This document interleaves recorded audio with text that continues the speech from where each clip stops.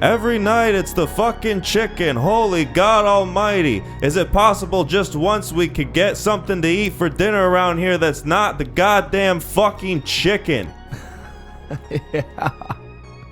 Alan Arkin. Yes. As, I don't remember his name, Dad. Grandpa. Like, did they ever say his name? It's Edwin Hoover. Yes, that's right. That they do mention it. I think they say point. it like once or twice. I know a specific point they say it at. Yeah, I don't even know if I remember that. Yeah. So you probably have a good head on that than I do. Yeah. I almost thought about including Lakeith Stanfield's rap that he does in Short Term 12, but that would have been a lot, and I don't think I could do it justice. No, it was really. I forgot how good. We'll get to it. Yeah, I can't wait to dive into that. Yeah, same. So I want to bring this up.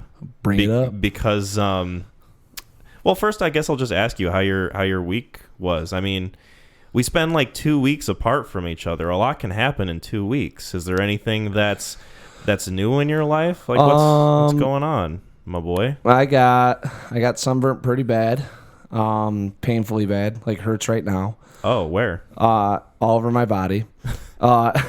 We went tubing everywhere. Yeah. No, literally. Like I there's I don't remember. You remember there was like a Wild Turkey commercial, and they would just show this like really portly guy sitting in a Speedo, and it would like zoom out and like looked like a sausage, just super tan. Oh, maybe. And it's just like zooming out, and he's just kind of sipping on it. It was like, for all you wild ones out there, grab yourself a Wild Turkey, and it was kind of like supposed to. Anyways, I vaguely remember a commercial like that. I'm like, I look like that, except instead of being like sausage brown tan, it's just red. Literally, just I mean, you've got... Oh, shit. Oh, my God. That is all over the front of my body. I'm going to take a picture of this, and I will include it in the video portion of the podcast. My here is so tight that anytime I go like that, it stings. And so we're doing medication. We're doing the best we can to treat it. Yeah, you lifted up your sleeve. Well, first you brought up your arm, and I was like, oh, that doesn't look too bad. Your arm's got like a nice tan going. And then you lifted up the sleeve, and it was like I was looking at a lobster. Oh, yeah, it is bad. It's like the color of your shirt was the same color as your skin. It's bad. It's really bad. Oh, no. So I did that, and then I'm coaching at Spring Lake. Shout out to any one of you guys listening. We had a big win on Thursday, calling the defense, and that was super thrilling. We actually had we got a defensive touchdown. So I've never being coaching defense, not like at Ferris, but at the high school level. I've never had one, and it was like a clutch touchdown to go up 2 scores late in the fourth. So it was like. It was awesome. I know enough about football to know what you're talking about, and that does sound pretty cool. It was thrilling, especially. We were playing, and Montague was tough. They were a lot tougher than I was expecting. And that's like kudos to them. And man, it was kind of like one of those things. Was like, I just hope we can get a stop, and then boom, we get a freaking pick six. We go up 2 scores with 4 minutes left or something like that. 6 minutes. It was kind of nuts, It sounds nuts. Yeah, it sounds nuts to butts. Oh, that's why the voice is kind of shot. Still coming back from that, just going crazy. Are you like me, where you have no real tan? It just burns because I'm super pale. Yeah, I go from. I don't know if you've looked at me, but I'm very pale. McClain. You can kind of see I got a little bit of that going on. So there's a nice little bronze in there, but yeah, just don't lift your sleeves and you'll be fine, dude. It is, man. Every time I sleep well, but every time I roll over, like my body wakes me up to let me know I can't sleep like that. Mm-hmm. So I'm like, I'll just get a little bit more comfortable, and then it's not, and then I just roll back on my back, and I'm like, well, it's like 2 more days. I find for me it's a quick turnaround. Like I'll get burnt, and I'll get burnt kind of bad, but then like a day later it turns into a tan, and then it's fine, or it just peels. Yeah, and then the pain just lessens. For that. Yeah, it'll come. We were on the river for 4.5 hours on Saturday. Jesus. So, yeah. It's like one of those things where someone's like, you want it? And I was like, it's all right. Yeah, I don't need it. And then you're just hanging out. What can the sun do? It's so far away. Floating down the river, and you kind of forget, and then all of a sudden, you get out, and you're like, oh, all right. And then, yeah, it kicked in. It was bad. It's amazing how much the sun is able to affect us from that far away. Yeah, fucking sun. Fucking sun, dude. Why don't we kill it? Yeah, why don't we kill it by now? Yeah, why haven't we figured out a way to kill the sun? I'm waiting on our scientists for that. They get paid all the money. I guess, yeah. So what's up with you? Did you do anything fun? I think I saw maybe you went on an adventure. I did. I went on an adventure. I went to the Upper Peninsula, and it was Megan's first time going to see it, so that was fun. Definitely would have liked to have stayed longer and do more things because we only went for kind of a long weekend. Yeah. And if you've been to the Upper Peninsula, you know that a lot of the interesting things that you can do up there are very scattered. Oh, yeah. So if you want to find a home base to stay in, like say Marquette, you want to go to see Pictured Rocks, you want to go to Mackinac, you want to go like anywhere, you have to drive like at least an hour, 45 minutes there and then head back. And that's pretty much like half your day right there. Yep. Let alone trying to find a nice place to eat. But they do have some really good places to eat, and I'm sad I didn't get to get fish and chips like I wanted, but maybe next time. Because I want to go back again with Megan and do more things and show her really what like the UP has to offer. Because we didn't even do like Mackinac Island, we didn't do Mackinac Midwestern City. Statement. I know, I'm such a Midwestern emo boy. Yeah, that's my MO, dude. That's what I embody. But no, we went to the UP and that was fun. I wanted to bring this up too. I kind of almost have a little bit of recommendation remorse. Not that I wish I recommended something else, because I'm glad I did recommend these movies, or at least Little Miss Sunshine. You kind of recommended Short Term 12, but Oldboy re-released in the U.S. In theaters. Yeah, and I should have lined it up better. So I recommended it, and then we could talk about Oldboy, and then also the 2013 Oldboy at the same time, because I've been wanting to do that for a while.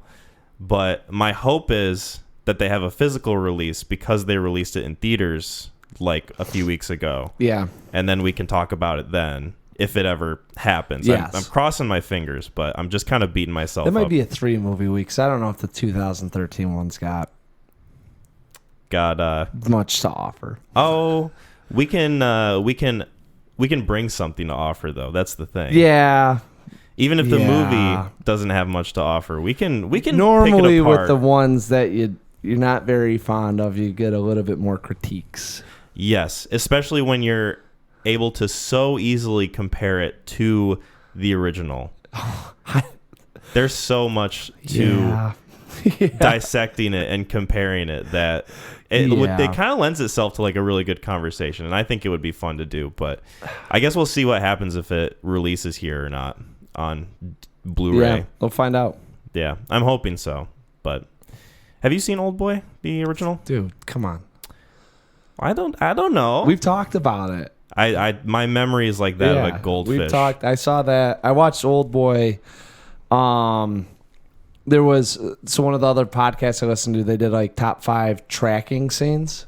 Oh, nice. In the fight. Yeah, the hallway fight. Yeah, so I heard about it and I was like, well, I got to check this thing out now. And I think they did disgusting eating scenes. And, yeah. So I was like, I got to check it out. And I think maybe Sam also was like, hey, why don't you watch it? So yeah, I've seen it probably 3 or 4 times. Oh, nice. Yeah, okay. It's a good movie. I'll say that. That's all we'll leave it at. Yes.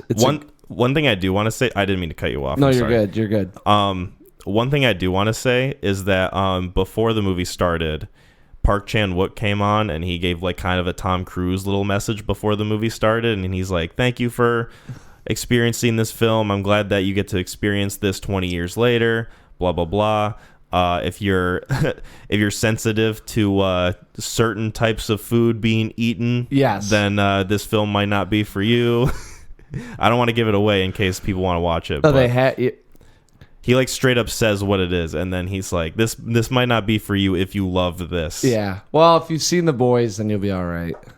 Yeah, I feel it. Yeah, there's like a certain threshold, right? Like if you've seen The Boys, you can probably handle Oldboy. Well, I'm saying like there's an eerily similar scene. Have you seen the new season? Not yet. Not yet. I've been like season 3. I've been meaning to. I have to catch up. Well, then you'll get to experience it. I can't wait. Yeah, there's a lot in it. So anyway, yeah. I'll probably watch it soon, and then maybe we could talk about it. That'd be interesting. I love think Me so. the Boys. And then love Me the Boys. After the movie was done, Park Chan-wook was interviewed by Nicholas Winding Refn.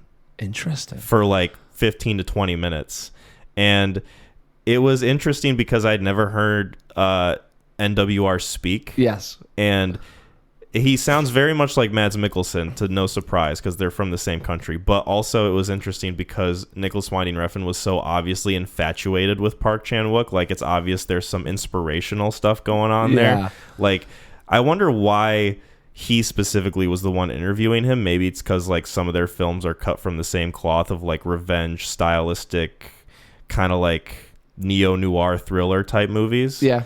And he asked him a question along the lines of, and I'm paraphrasing, of course, but he said something like, you're so talented, you could do anything basically. Like, I mean, you make good movies, you make good music choices with your movies. I mean, you look great. Like, basically like kind of hitting on the guy. Yeah. And it was just really funny and amusing. If it's available on YouTube, I suggest you check it out, because it's kind of cute and wholesome, but also like kind of funny to see Nicholas Winding Refn just fanboying over this guy. Yeah.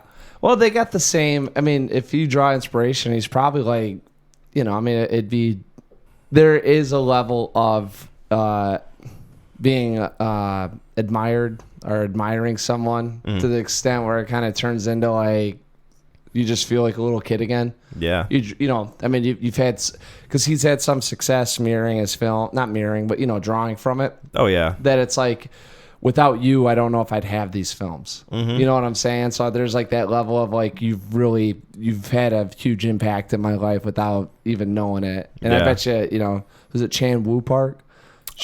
Park Chan-wook. Park Chan-wook? I think I don't so. know. I'm not trying to bastardize the name. I think it's Park Chan-wook. Yeah. So Park was probably like awesome. Yeah. Like, he's like, happy. cool, okay. Yeah. Sure. He said, what was interesting too is he said he doesn't watch a lot of contemporary stuff, so he doesn't watch a lot of modern movies. He listed a lot of directors that he was inspired by, and it's a lot of like really kind of art house foreign directors from like the 50s. So like Ingmar Bergman, the guy who directed Come and See, just like a bunch of different things that like even I didn't recognize. So I was like, oh boy, I should do my homework. Yeah. Because this guy would make sure I would have to. But it was cool. If you ever get a chance to watch it, I definitely recommend it. Especially because it's got NWR in it. That's what yeah. So I think you would get something out of that. And also, there was something I wanted to bring up before we get into the discussion. All right. Do you know anything about The Muffin Man? The Muffin Man? No. What? Who lives on Drury Lane? Yeah. No, Heat 2.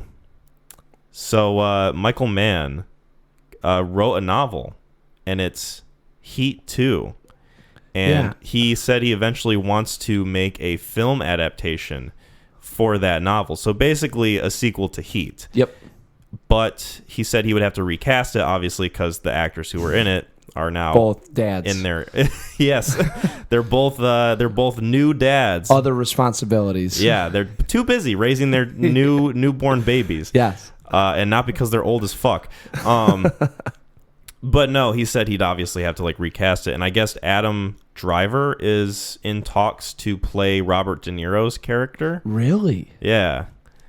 And I could see that. There's like a bunch of different like rumor stuff swirling around where like Austin Butler would play Val Kilmer's character. And then I think Al Pacino came out and said he would like to see Timothée Chalamet play his character. No. I knew you were going to react that way. No.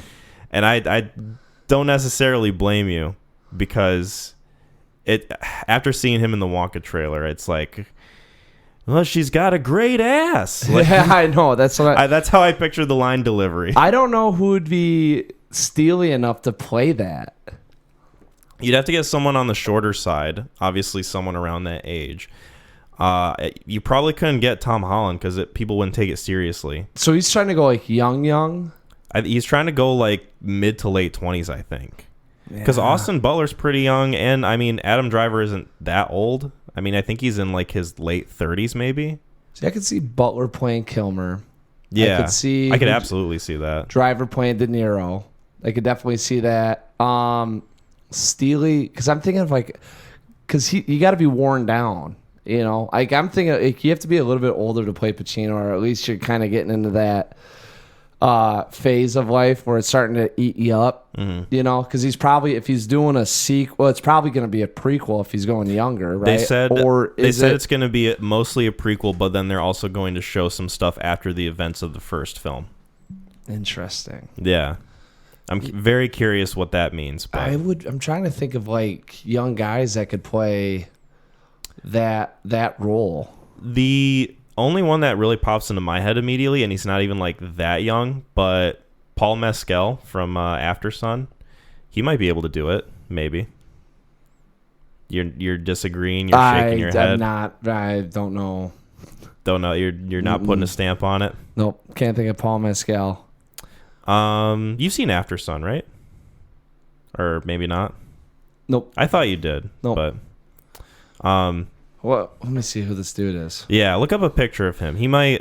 He's like, I don't want to say generic, but he's like kind of average enough looking to where I think he could pull off almost any look if they wanted him to. Like if he just like grew his hair out a little and like played some kind of bombastic cop character, maybe. Yeah, I could see it. Yeah. Yeah, I could see him. Yeah, I think he's a good enough actor to where he could pull it off. He's got a good emotional range. I don't know if I'll get on it. Timothée could do it. No, I would. That's too clean, not gritty enough. Got the wrong. You're already like off casting right now. You got a different impersonation of what he would be. Yeah. I don't think I've ever seen Chalamet play a rugged, gritty. No, And I mean, he's always played like the pretty boy. That's what I'm essentially. saying. Like even if you get him in there, it's like it. Yeah, I just don't think casting wise it would not work out. Yeah. Maybe if they wait like 10 years and maybe if his voice changes a bit and he's a little more gruff. Well, you see, like you got to think Pacino got worn down over time, so you got to find a guy that's heading in that direction, you know. And that's it. You don't have to find the gritty, the rough, the right away. You know, you probably find a guy you got to think of a guy who's passionate about what he does and he brings it in the film. But it's kind of you see he's got a little too much weight on his shoulders. Yeah. You know, that's how Pacino, at least I thought about him in Heat. Have you ever seen Heat? I have seen bits and pieces. I haven't seen the whole thing. You can't go off. You're just going on. Yeah, you got to see it. You got to see Heat. Hey, I figured I'd bring it up. It. I figured I'd bring it up to you because I know you've seen it and I know it's a film that you love. So it's a good film. I don't know. I really do like Heat quite a bit. I figured you'd be interested. Plus Michael Mann. Yes. And I don't know how old he is. I feel like he's kind of getting on that age 80. Where it's kind of like, hey, Mr. Mann, maybe. Well, it's funny because an interviewer said he basically asked him that. He's like, "Are you worried about your mortality when it comes to projects and finishing them?" And he's like, "I don't have time to think about that. I'm just worried about the projects I'm on." And kind of had like an old man response to it, like that sort of Clint Eastwood resilience. But yeah, I guess he likes Adam Driver enough because they're doing that Ferrari movie, and he's excited about that. So we'll see how that is. I think Adam Driver's got a personality to carry what De Niro did in the film. Very calculated, cold, and executes well. And he's got that stoic kind of look, you know. So he's got a lot of range too. Yeah, I like Adam Driver quite a bit. He could have been a guy who's a dude, probably, maybe. Star Wars. Shit, I fucking forgot that he does that. Yeah, he would have. He had a chance to be in there. Damn. Yeah. Shows how much my Star Wars knowledge goes. I didn't even fucking remember he's in that. Well, that's practice for our Chicks Who Are Dudettes list. Yes. I'm excited to dive Same in. here. I mean, I think I got enough arguments to make sure that I'm good. I think I'm gonna bump out the one that I think's off, and then I'll throw her in if someone else gets nixed, and then if that happens, She'll be a reserve pick. I'll be spinning. All right. Well, speaking of spinning, my head was spinning with how much I liked this movie, and we're going to talk about Short Term 12. Yeah, let's go. All right, I got this one. Hell yeah. So we got Short Term 12. It was right at the top there before you started clicking on things. I think written and directed by the same guy, Destin Daniel Cretton. Same dude who did Shang-Chi. Really? Yeah. How about that? I know. Essentially, it's a story about, starring Brie Larson as Grace, John Gallagher Jr. as Mason, Caitlin Dever as Jaden. A lot of people that you probably don't recognize.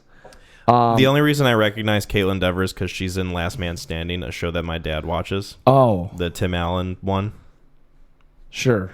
Yeah. Okay.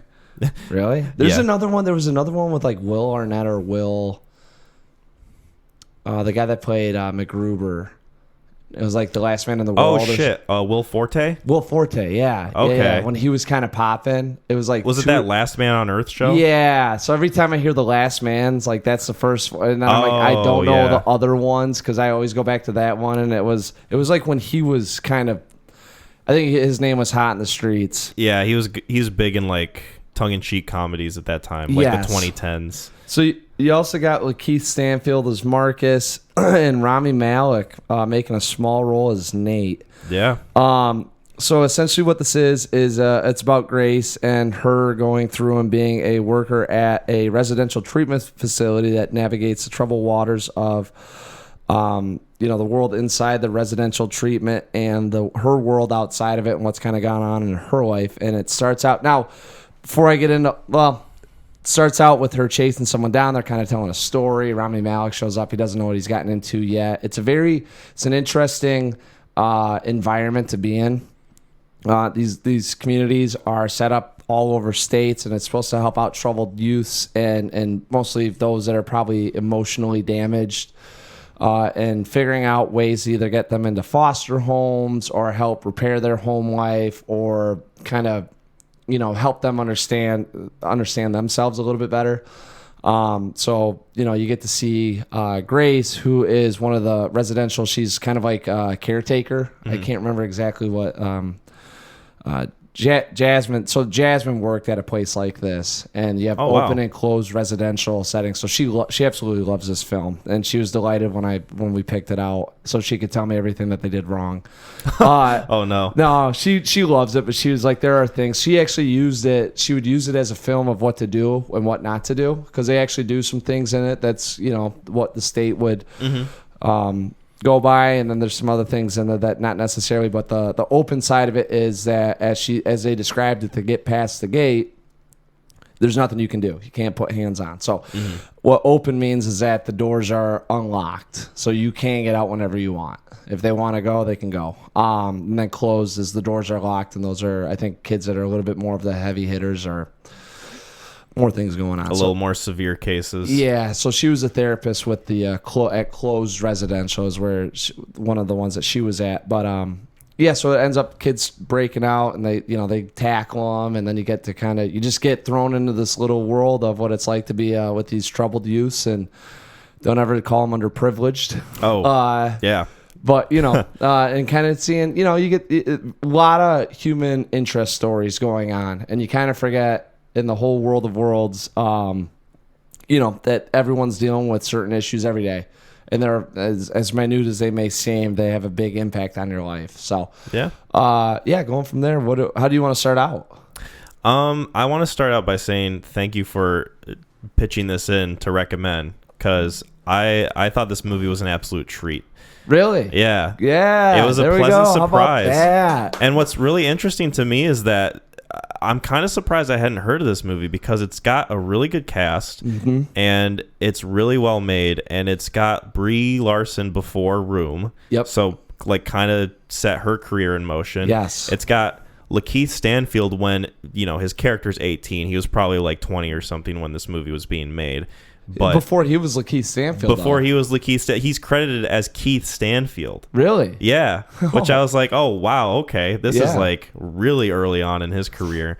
And then Rami Malek this is before like Mr. Robot and fucking Bohemian Rhapsody, like before like he really blew up. Oh yeah. Like he's just I forgot he basically was a side this. character. Yeah. This was 20. He gets maybe like 15 minutes of screen time, if that. Mm-hmm. What year did this come out? 2013. 2013. So I mean, this is like he's got maybe like Night at the Museum and a couple other things. So do you want to know what's really funny? What? So I was looking up clips of this on YouTube because I just wanted to rewatch them, refresh my memory. I was looking up the rap scene, which is, by the way, is fantastic. Yeah, man, deep. Yeah, and shout out to Lakeith Stanfield, Jesus. But the little like thumbnail, so like YouTube has their list of recommended movies or like videos, but before the videos, like the first thing that pops up is whatever movie the subject of the video is like talking about. Yeah, you get it with our podcast sometimes. If we talk about a specific movie, it'll sometimes list the movie like right next to it. Yeah, which is kind of a neat feature. But I took like a screenshot of this thumbnail so you can rent the movie.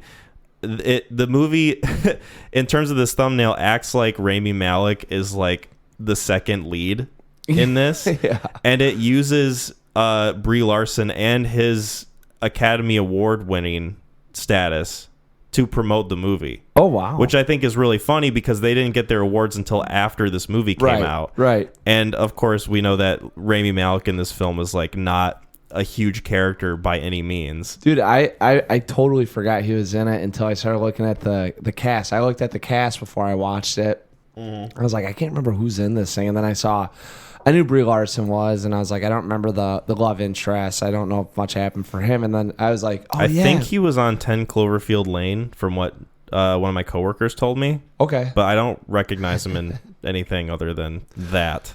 Maybe that's why. Yeah. Yeah, and then I was like, oh, yeah, like Keith Stanfield's in this. I was like, yeah, I remember I liked his character. And then I saw Rami Malek, and I'm like, what? I know. Like, I don't remember anything about him. And then you watch it, and it's like, oh, that's why. And he kind of plays like so you have everyone that's grounded, and he's like the comedic, the comedic props in the whole thing. Because a lot of what they poke fun at him a lot in this movie, and he's kind of played to be like the goofy new guy. He's a fish out of water, right? Mm-hmm. Like one of the funniest things, and the beautiful, beautiful Jasmine's probably seen this movie more than once, and she still laughs. But they tell him say no to whatever they ask, say no, and they're jumping rope out at lunch, and they go, hey, Nate, do you want to jump rope? And he goes, no. And then they're like, oh, okay. And he's kind of like walking back, and he's looking around like, was I supposed to say no there? Like, yeah. And it's just one of those funny things. He said, always say no. And he doesn't know the world around him enough to know that, oh, that's okay. Yeah. And then they have a somber moment when he finds the little doll for Sammy after they'd been taken. And, he's like, that was like the completion of his character arc right there. It's funny too. So Jasmine's like, every time they're not supposed to do something, it's always like, can't do that. Can't do that. So I'm like sitting there, and she's like, make sure you say this on the pod that they can't. And I'm like, yeah, okay. Like, I'm going to take this very wholesome movie and like just rip it apart and just dissect it. And it's like, oh, wow, I know you're being sincere, movie, but I got to saw this off. She's the only one that's really lived in that world that I know. So I'm like, all right, really, when you think about, like, if I watch a football movie, I'm like, yeah, like this isn't close, but like, all right. But, her insight's very valuable. Yeah. And she's been a part of this world, and these are the kids that she deals with on a day-to-day basis, so it's touching for her to see it and actually be like, kind of feel like, all right, my world's getting some light to it, and so he brings the doll to Sammy, and I like look at, and she's kind of like got like a little glisten in her eye, and I look over, I'm like, can he do that? And she, like, you're poking holes in everything, this is a wholesome moment, what about this? And she just is like, no, but he made the right choice. And I was like, oh, okay, all right. So I still see it's a little gray. It's not all black and white. Yeah, there's no straightforward answers when it comes to a lot of these things. Yeah, it's funny. It's good that that she says that this movie does do a lot of stuff right, because I was reading that the director, whose name is mouthful, Destin Daniel Cretton. Yes, hopefully I'm pronouncing that right. If you're listening, shout out. I guess he is basing a lot of this movie off of his experience with this sort of thing, because I guess he had like a summer job or something working as this same position. That's how I heard about this thing. The guy, the podcast guy that I listen to. That's what he does in the summers. He works with like kids that are very sick and kind of like it's a camp. It's not necessarily like open close, but he saw this and he's like, this is kind of based around, and he said that this guy had these experiences and it's never really brought to light. A lot of these, troubled youths that are just going through things in life you never really hear about, and you just think, oh, they're bad, and you don't really get the, what's really going on behind the curtain. You don't get the why. Yeah. Necessarily. Yeah. So yeah, I mean, where do I even begin with this movie? I think that the acting's really great, and like the dialogue and the way that they deliver their lines especially is really compelling to me. A thing that I'm a huge fan of in movies, especially movies of this genre, is when they aren't afraid to be sincere about the emotions of the characters. Because I feel like a lot of the time with movies like this, the filmmakers are really mostly concerned with, does the movie look good? Is the dialogue like snappy enough? Right. Are we being subtle enough? And subtlety's good. Subtlety's a good thing. Like Manchester by the Sea. I like the fact that movie's subtle and realistic in the way it portrays grief. I know you're thinking of a certain scene. That's not so subtle. No. I'm just thinking about the whole movie. Yes, it does a good job depicting that, and it is very subtle behind it. There's good acting in it and the dialogue. Maybe subtle wasn't the right word, but I think realistic. No, it reflects what you're going through. I mean, it takes very,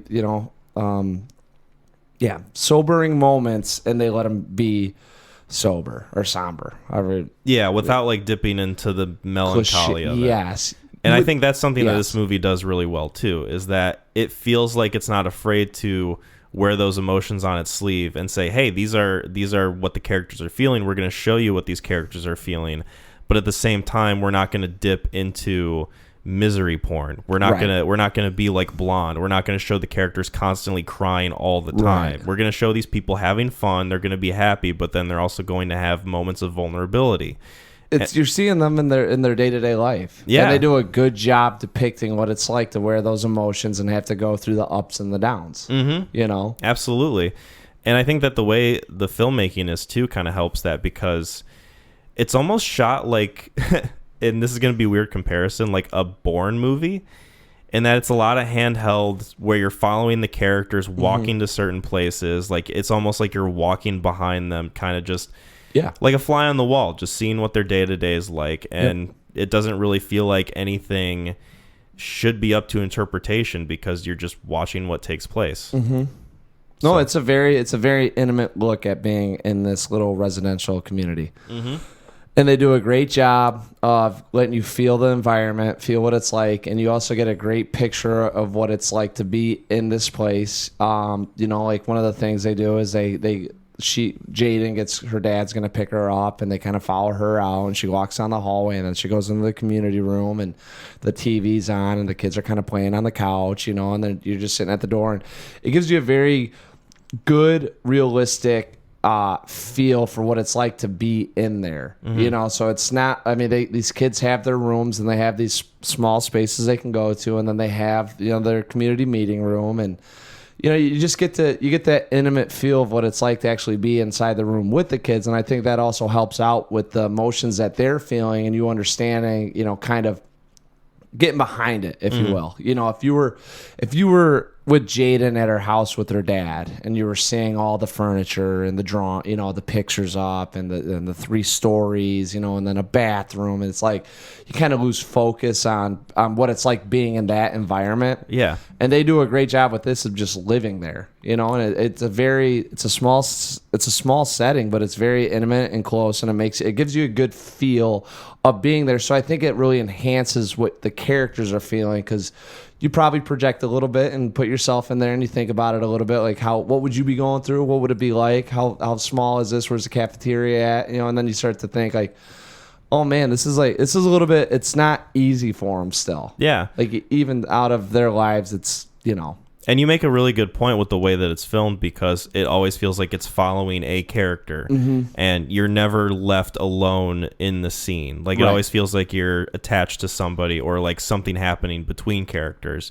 Mostly you're following Brie Larson, and I love that the movie kind of shows you what's happening through the lens of her character, because a lot of the time she's always intertwined with these different characters. I mean, that's her job. She's supposed to keep track of these kids, but also she's in a relationship with, I think his name is Mason. Yep. I almost said Marcus. Thank you very much for not, leading me astray. Bad. I know, right? I would have embarrassed myself just then.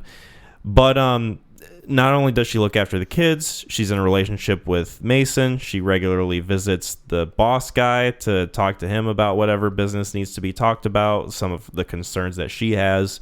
So, like, you're really following her, but at the same time, it's not like you're not getting a good view of the other characters. Right. There's only, like, a few scenes here and there where Grace isn't in them, but it doesn't really feel like it's messy because of that, Yeah, I think when you follow some of the other ones, it's so I was thinking Jaden as obviously she views herself as Jaden, with what's going on in Jaden's life. She also had that going on, so she's looking at Jaden, seeing a young her. Mm-hmm. And I think most of the time, if you're following someone else, it's either someone that she's had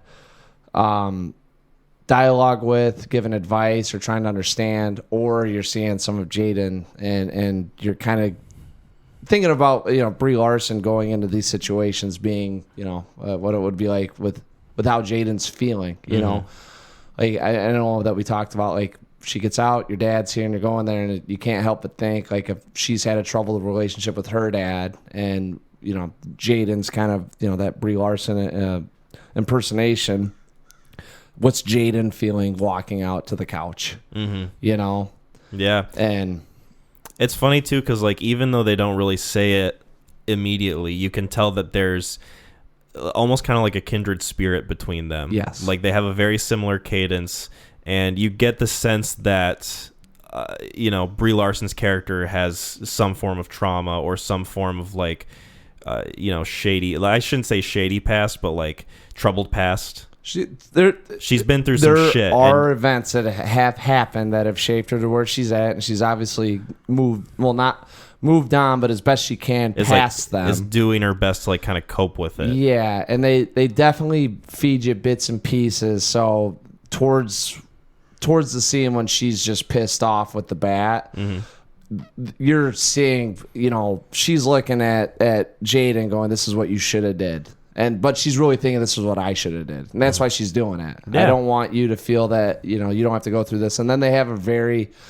awesome moment talking about it. And you get, you see that, a lot of times, just talking to Jasmine, I mean, like, when you have emotional troubled past, it's not, you talk about it and you get over it. Therapy is a process. Seriously. So, I mean, it's, that's one of the ones where it's like, oh, wow, she actually did it. That's awesome. It doesn't happen like that always.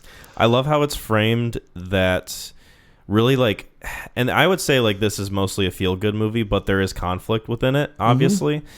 The conflict stems from Brie Larson coming to terms with her traumatic experience because she sees so much of herself in Jaden's character. Yeah.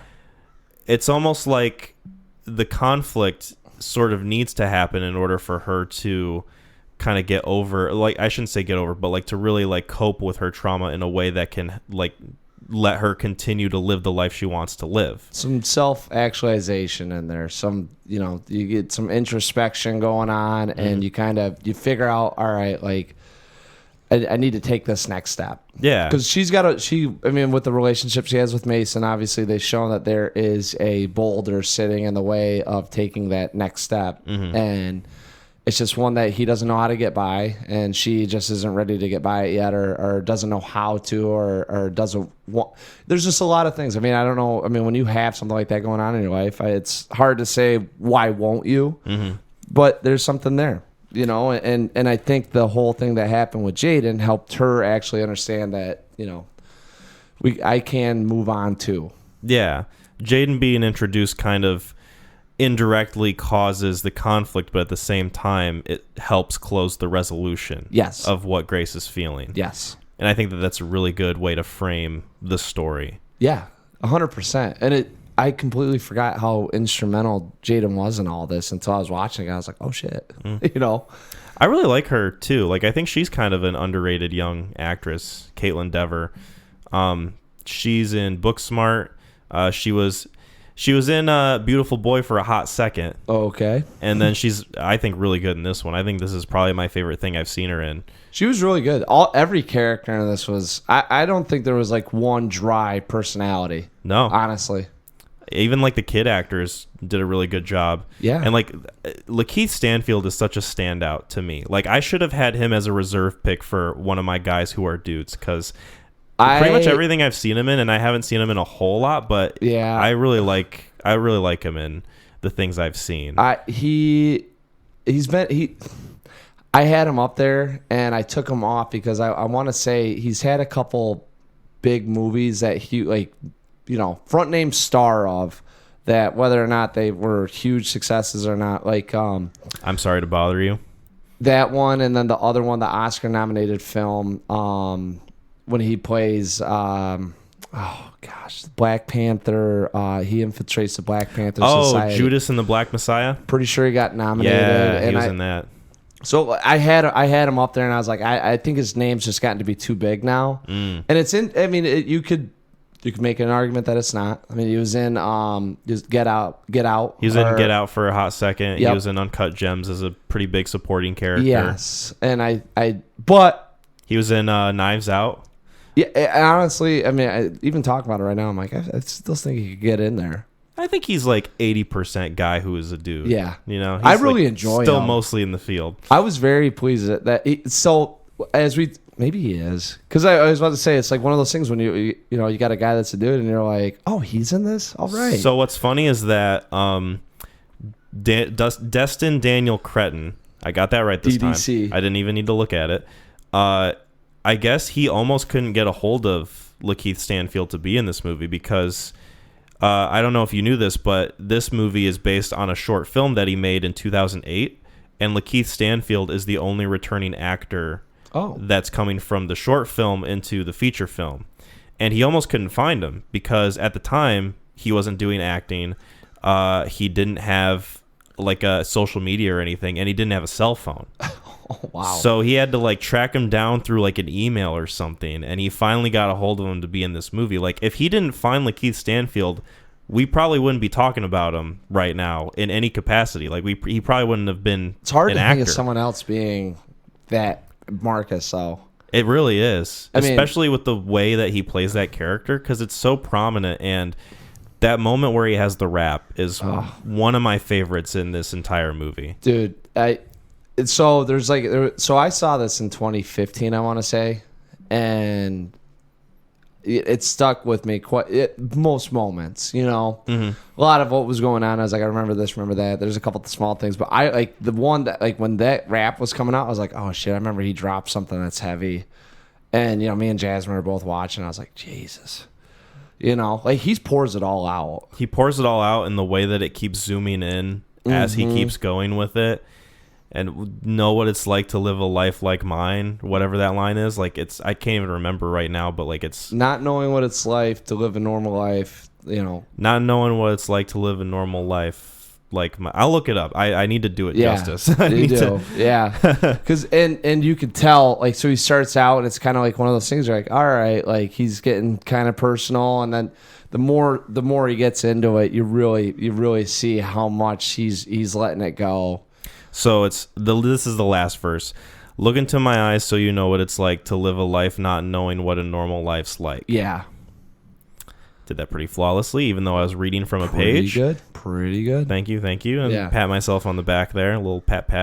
But that it's a very good one. And then Mason just has the all-time, well, not all-time line, but you know I don't even know what to say.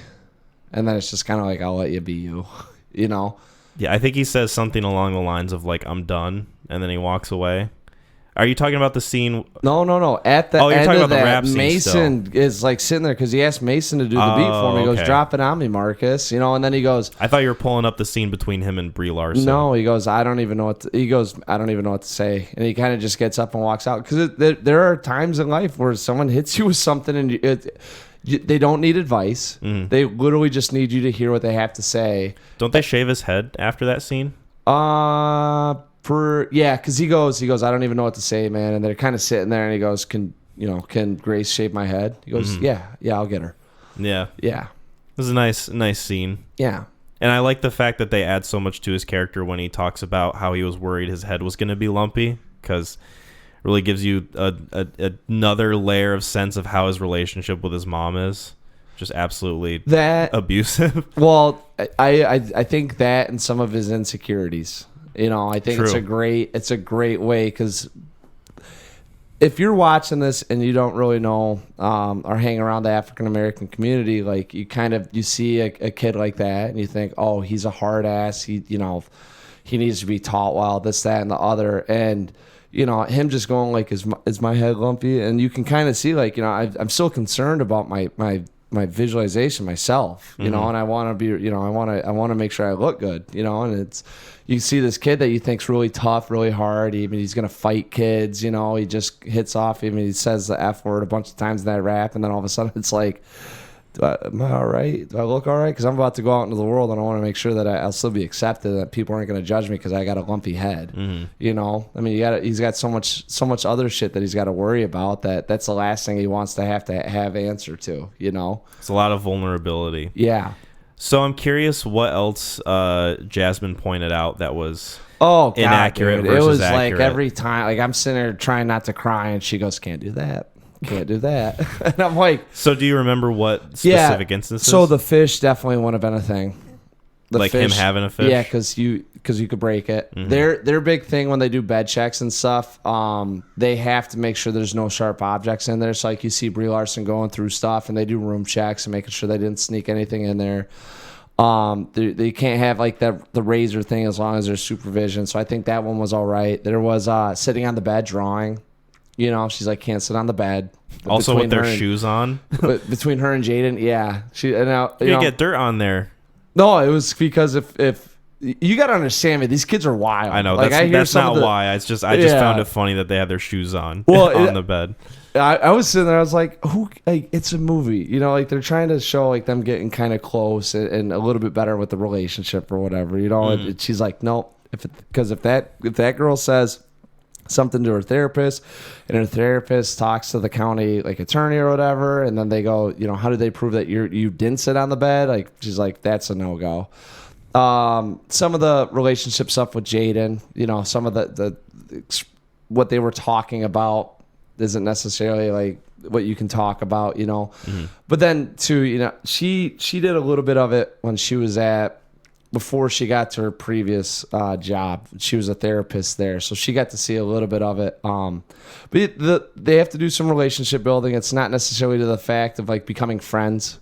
It's more so of kind of having like a parent mentality, guidance as opposed to working together on stuff. I'm trying to think what else. There's Before you go to your next one, it's funny that you bring that up because the tagline of this movie is support them, take care of them, but don't become their friend. Yes. And it's interesting to me because the movie very much kind of veers away from that for the sake of narrative purpose, obviously, and characters. But at the same time, I just think it's amusing that that's the tagline when really the movie just kind of veers into a whole different direction with it, where like it kind of first starts out like that, like, oh yeah, you can't be their friend. Like you have to have a level of detachment, but then at the same time, Grace gets a little too attached, and that's obviously where the meat and potatoes of the movie come in. Yep. And I don't know. I just like that dichotomy, and it's funny that you brought that up. Yeah, that's what I was kind of asking about, because I was like, I think they do a better job instead of being like parents, like big brother, big sister. And I don't know if that's too close to being friends as opposed to being a person of guidance and wisdom, or however you want to view it. Yeah. If more pop up, I'll try to remember the bringing the doll to Sammy. Probably would have been that would have been a no-go. Oh, you got to show some compassion. Rami Malek had to have his moment, okay? He didn't have many in this movie, so yeah. Well, he had a lot of funny stuff happen to him. He had a lot. He was kind of the punching bag. Dude, if they get into a fight over the wiffle ball game and they're sitting down with a kid, like Lewis, I think his name was, and she's like, "Hey, are you okay?" And Rami Malek's like, "No, I can't believe they just started fighting." And she's like, "I'm not talking to you." I would have liked to get more of like her and just like their whole dynamic too. Like the other characters, and it's interesting too because I guess there was like an over 2-hour version of this movie. Oh yeah, but I could see that. The director and the studio decided not to go with it because they said that it was a lot more of a downer of a cut. Like it was a lot more of a like negative kind of. It elicited a lot more sad feelings. You're taking another one of these stories and bringing it to light. Like, yeah, it's probably not going to end well. There's probably way too many. You in a movie like this, you can't have too many feel good moments. Like you got to have just enough that makes sense and that the weight of what happens just is justified. Like we talk about it, you know what I mean? Like Rami Malek and the Kid the Doll isn't like an overcoming huge success. It's a very small moment that you get to see that he's now getting it. Yeah. You know, you get the story at the end with Marcus, you know, and hearing about how well he's doing. Like it's like, all right, good, you know, and you get to see Jaden kind of going through ways, and you don't really get the closure on it. But and Brie Larson going to talk to the therapist. I mean, obviously these are still open wounds, but enough that you see they're taking steps in the right direction. So I think that if you would have tied in more characters to this, it would have started to feel corny. I gotcha. You know, at least in my opinion. I think this hits the bell just right in terms of how you want to feel about what's going on, because they are also reflecting on everyday life. Yeah. And it's a lot of little victories between the characters. Yeah. And I like how this movie makes the little victories feel so significant that you just end up feeling good because of it. Like this is probably one of the most feel-good movies I think I've seen. Dude, it pulls at your heartstrings and then it puts it right back there and tucks it in. I kind of wish I watched this with Megan because I know she would have cried like a baby if we watched this movie together. Yeah. I've recommended it to a few people now. The first time I watched it, I cried. Oh, really? Oh, yeah. Dude, I was like, because you totally get involved with the characters. Mm-hmm. You know, and the thing with it is, this isn't like an action film or a thriller or a drama or like, you know, this is a true story that happened where you're kind of like, holy shit. Like, this is like things that happen every day. So, you know, this isn't just like, it's not just a movie. Now, obviously they characterize it or take creative liberties, but like, it's still like this happens every day. Yeah. You know, these small steps to gaining, to making yourself better and grow. It's about how you frame it, and it's about what the movie wants to get out of you, and how they want to portray those sorts of things to you. And I think that this movie does it pretty damn near perfect, I will say. I do too. I mean, I don't think there's too many. I mean, there's ups and there's downs, but it's never one way or another where you're like, okay. Was there anything you had in terms of criticisms or things that you just had like gripes Jasmine's. with? Just Jasmine's little inquiries. Yeah, her, and I appreciate her for it. I thought it would be fun to have this in here because this is a movie that I'm like, she provides a good insight. But it's really well done, and it's one of those things where you're like, oh, that's that life, and it's like not quite. They did take some creative liberties to make this a little bit more wholesome, but at the end of the day, nothing that's too outlandish. Yeah. I was thinking about this before you came over and before we started talking about it, how at first thinking about it, I wasn't a huge fan of where they left off with Marcus because the last scene you physically see him with is like after he slashes his wrists. Yeah. But at the same time, I like the little anecdote they have at the end of him, like Mason. I almost said Marcus. I didn't. Of Mason telling the story of the kid who tried to hit on this girl when she first showed up and then getting rejected and then him going quiet. It turns out that kid was Marcus, and then you get the whole wrap-up of him seeing them together at a restaurant. Yeah. And I think that is a really good way to kind of cap that off. And it makes sense because a lot of the times in real life, kind of like how this movie's trying to emulate, you don't really get that nice little bow at the end of a lot of people's stories. You just kind of...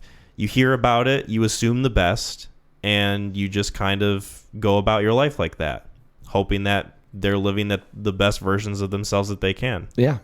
No, it was great. I forgot. I liked how the movie starts out with them doing a story, but Rami Malek's suit and tie, right? And you got Mason telling a story about, you know, trying to kind of, this is what it's like to be in this world, you know, and then the kid breaks out and it's all hell breaks loose. And then they end it with him telling a story But it's a nice one about Marcus, and you get Rami Malek, who's in a flannel shirt. So obviously he's adjusting, and then the kid breaks out again, and they're chasing him. And it's a very nice, like, it continues on. It's this cycle. This is what it's going to be. We're going to have kids in here, and one of the things, and Jasmine's right, as soon as you turn 18, you get kicked out of these things. You know? I mean, and some of the kids, you're so, like... Optimistic? No, not I'm just thinking about, like, if you get so adjusted to being in this world that you have all of these things. You have your routine. You have, you're gonna get food at this time. You're gonna go out at this time. You're gonna be able to talk to someone at this time. Money isn't an issue. You're living in this community, and you're making friends, and you're adjusting to the personalities around you. That you don't have to go out into the world and worry about your head being lumpy, or meeting a girl and making the right impression, and. It's a great way of them just saying, Marcus has moved on. Like you said, he's doing well, and then here we go, we're back at it. Yeah, and it was a great way to kind of. I loved how they started and ended it in the same tone. You just see the differences of people growing and the growth that they have, and then it's just kind of like life goes on. It's going to be the same cycle. Yeah. I do like the visual representation of it too, and I don't know if it was like on purpose. I'm pretty sure it is, but Rami Malek wearing the tie at the beginning and then eventually progressing into just wearing a casual flannel. Yeah. I like that little touch that they had. That was pretty neat. There was some good. There's some small things that they dropped that end up kind of resurfacing or coming back. And you get to see just the small change from the characters understanding what's going on, and growth doesn't always have to be. I went from this and I rose through the ranks. I mean, it could be something as simple as understanding the environment that you're in and trying to adjust well so that the kids can look at you as a trusting figure. And you don't know how much time, I guess, has gone by, because Rami Malek did say he was only going to be there for like, a cup of coffee, and he's still around. So it's like, I don't know where they're at. Yeah. I mean, they didn't say, yeah, Marcus is great. We saw him. He could have been in that hospital for 2 months. Yeah. It's not like it's like 3 days later. I like that, though. They leave it vague enough, and they let you kind of have your own thoughts and interpretations about it, which I respect quite a bit. Same. Was there anything else we wanted to mention about Short Term 12? Definitely check this movie out if you haven't already. It's I'm listening to all this. Yeah. Listening to all this. I feel like we haven't really, like, spoiled that much. Like, I don't know. We touched on the conflict a little bit, but at the same time, there's so much more to take from this movie. Even if you've listened to us talk about it. There's 2 heavy moments in here, the rap and then the story. I mean, that's, you just feel the pain of the characters. No, this isn't... The only thing that would be upsetting, I mean, is if you were kind of thinking like, oh, like, I wonder what happened to him, and you really wanted to know. That's about it. But you'd find out anyways, and it'd make you feel good. It'll still make you feel good when you watch it. I've seen this movie 3 times now, and every time I watch it, I have the same emotions get evicted in me. Nice. Yeah. Vulnerable Mac is the Mac that we want to see on this podcast. I saw Little Miss Sunshine, and I was like, seriously, with this one, I was like, oh. It's like, I don't think Kyle's seen this. This would be a great film to get on. And then so I was like, I'm going to do it. I had another one lined up to do. And so I typed in Little Miss Sunshine's movies like it. Second one there, and I was like, I'm doing it. Hell yeah. Yeah. Well, I'm glad you did. Good. Because for me, this film is a 9 out of 10. Wow. Absolutely. That's a good. I can see myself owning this film. Really? Soon. Oh, yeah. Nice. I think so. I might get it at the same time I get Little Miss Sunshine, because I don't own that one yet either. But yeah, awesome. TBD. Anyway, I have this as a 9 out of 10 as well. Hey, hell yeah, brother. This is, I think the only reason why this isn't a 10 out of 10 for me is I think I got to let this one sit a little bit before I watch it again. Yeah, I think I'm the same way. Yeah, I don't think this is a movie that you could watch like, 2 weeks after watching it. And it's not to say that it's heavy or anything like that. I just think that some of the feel goodness, you want to come back to it. You don't want it to wear thin. Yes, exactly. You want it to like still have that impact. Those moments that hit, if you don't quite remember how they happen, they feel great. Oh my God, dude. I've been feeling that exact same thing. Maybe not the same sentiment, but rewatching Breaking Bad with Megan is giving me like, I know, right? What a comparison. Yeah. But it's that same thing where the story beats I'm getting so much out of still, especially watching them with her, because like watching the train episode, not going to spoil anything, but there's so much anxiety and emotion in that, and I was feeling it too, and I had seen the fucking episode like 5 or 6 times now. It's incredibly crazy how that episode still elicits those feelings in me, and I've seen it like multiple times. Yeah. And you still wanted to do something, whatever you can do in it. Like, you still think, like, I'm so close to changing this. Yeah. I think that's always the best in movies, where, like, if you watch something and even though you know the outcome, like, you still feel like you could do something or something could happen. Like, there's just, like, maybe this one time this will change. If you can find something like that, you get yourself a good product. I think so. There's something absolutely right about that statement.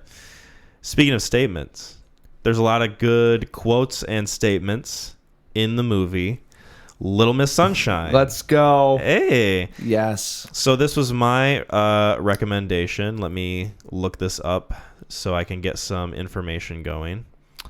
Little Miss Sunshine. So this is a 2006 comedy. Wikipedia has this as a tragic comedy. I don't know if I fully agree with that, but sure. I guess I'll throw that in there. And it stars Greg Kinnear, Steve Carell, Toni Collette, Paul Dano, Abigail Breslin, and, rest in peace, Alan Arkin, and is about this dysfunctional family full of these different individuals who have their own problems. Greg Kinnear's trying to be a motivational speaker and make money off of that. Paul Dano is the son character, and he's taken a vow of silence so he can join the Air Force, and also he is a nihilist and kind of a little emo boy. Yeah. Toni Collette is a stressed out, strung out mother, just kind of trying to do her best to keep everything together. Alan Arkin is a dirty old man who snorts heroin, and Abigail Breslin is a cute little girl who wants to join a beauty pageant and win in California, titled Little Miss Sunshine. And the movie's about them taking a trek from Albuquerque to California so that they can partake in it, and so that Olive can win it all. Yes. Because I won. And yeah, I really love this movie. The first time I watched it fully, I think was with my friends. They showed me the entire movie, because like this is one of those films where like they play it on TV sometimes, and I've come across it like bits and pieces. Like for some reason I've watched the ending of this film probably like 7 or 8 times now. Like it's just crazy how much I've watched the ending specifically. And spoilers for Little Miss Sunshine, by the way. But I don't know, it's one of those few movies that has so many good sincere moments, but also it's just really fucking funny. Yeah. And I think it's great, like the writing, the cast, the music. I especially love the music in this movie. Like, I don't know, it just all comes together really well for me. And I think that the way that it's presented is just how it needed to be. And I'm curious to hear your thoughts on it. I know you said that this is one you didn't watch fully before I recommended it. Something like that. Yeah, this one is one that 2006. It's we were driving to go tubing, and shout out to your sunburn. Yeah, seriously. Little Miss Sunshine burn. No, were we tubing? What were we doing? It was no, we were going to Jasmine's grandparents' house, and we're driving there, and I just watched it, kind of like reflecting on it, thinking about it, and it was marinating quite well. And she's like, I get this one confused with, I'm Your Boy or something like that. And I looked at it, I was like, how? And I'm like, I'm Your Boy? I don't know what it was called. I'm like, I was like, is that one rated R? She's like, is she thinking of That's My Boy with Adam Sandler? No. Thank God. No. Thank God. This is a Disney film. Okay. So I'm like, this another rated R film, and she goes, that was rated R? I go, yeah. Go, it's kind of like some heavy subject matter. There's drugs. They drop the F-bomb. Alan Arkin tells Paul Dano to fuck a lot of women. Yeah. And she's like, oh, no, that one, this is a Disney film I'm thinking of. And I just started laughing. I'm like, that's hilarious. I was like, how? So I had That's kind of adorable. I like that. I had a good laugh about it, and then I was thinking I kind of missed it, and I didn't know. I remember people watching it saying like Steve Carell was like, suicidal in the thing. And I was like, well, I don't, that's kind of a lot. And there's like drug use and it's just, and you're kind of like, all right, so they're going to a beauty pageant and they have drugs and they're dropping that bomb and one guy's going to kill himself. And then I'd seen the bus scene. That was it.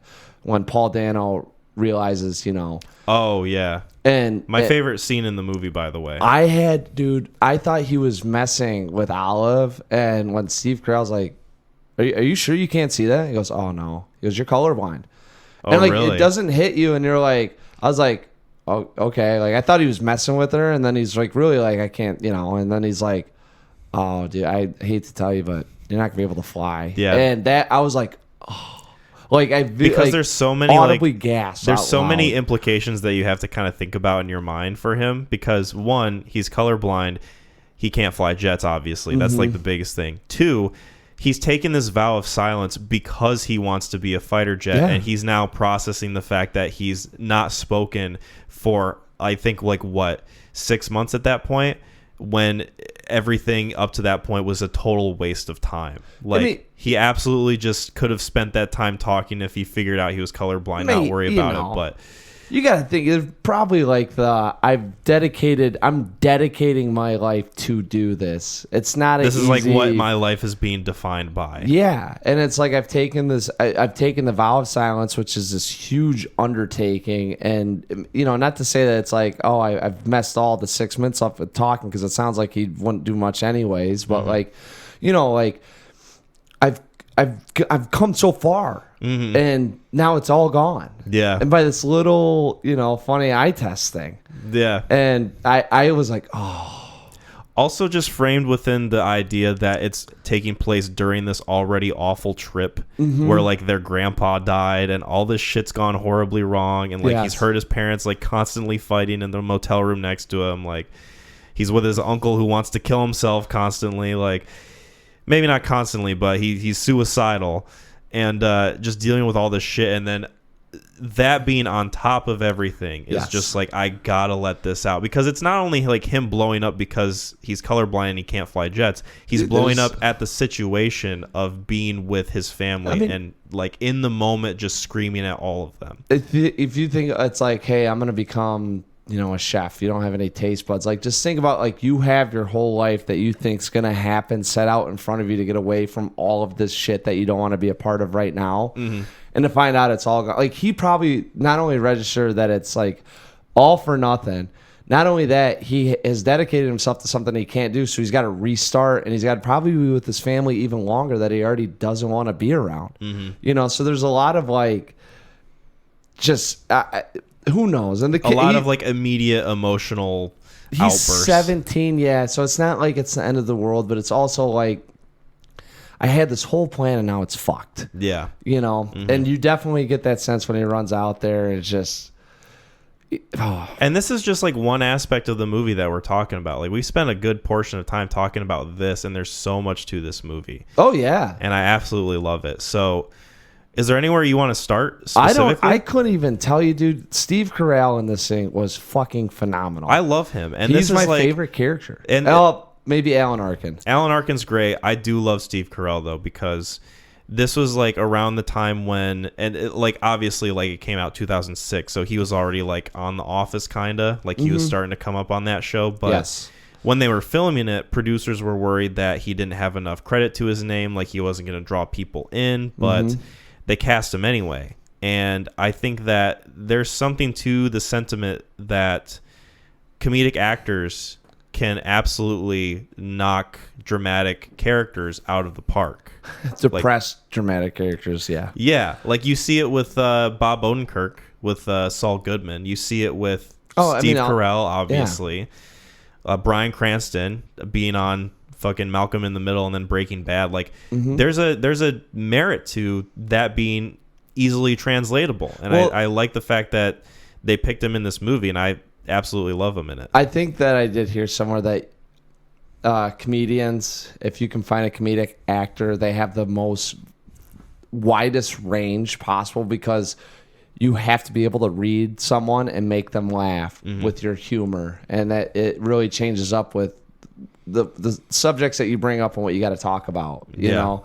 And I think a comedian said it, so who knows how well it's merited. But I thought he was awesome. He really cracked me up, and the whole Marcel Proust. Mm-hmm. You know, I'm the number one Proust scholar. Yeah, I had to look up. Did you know it? Do you know? I don't know anything about that specific detail. No. So I had to look it up because they kept bringing it up, and I meant to do more research on it, but like it's just with everything going on in life right now and this goddamn sunburn, made it challenging. So rip.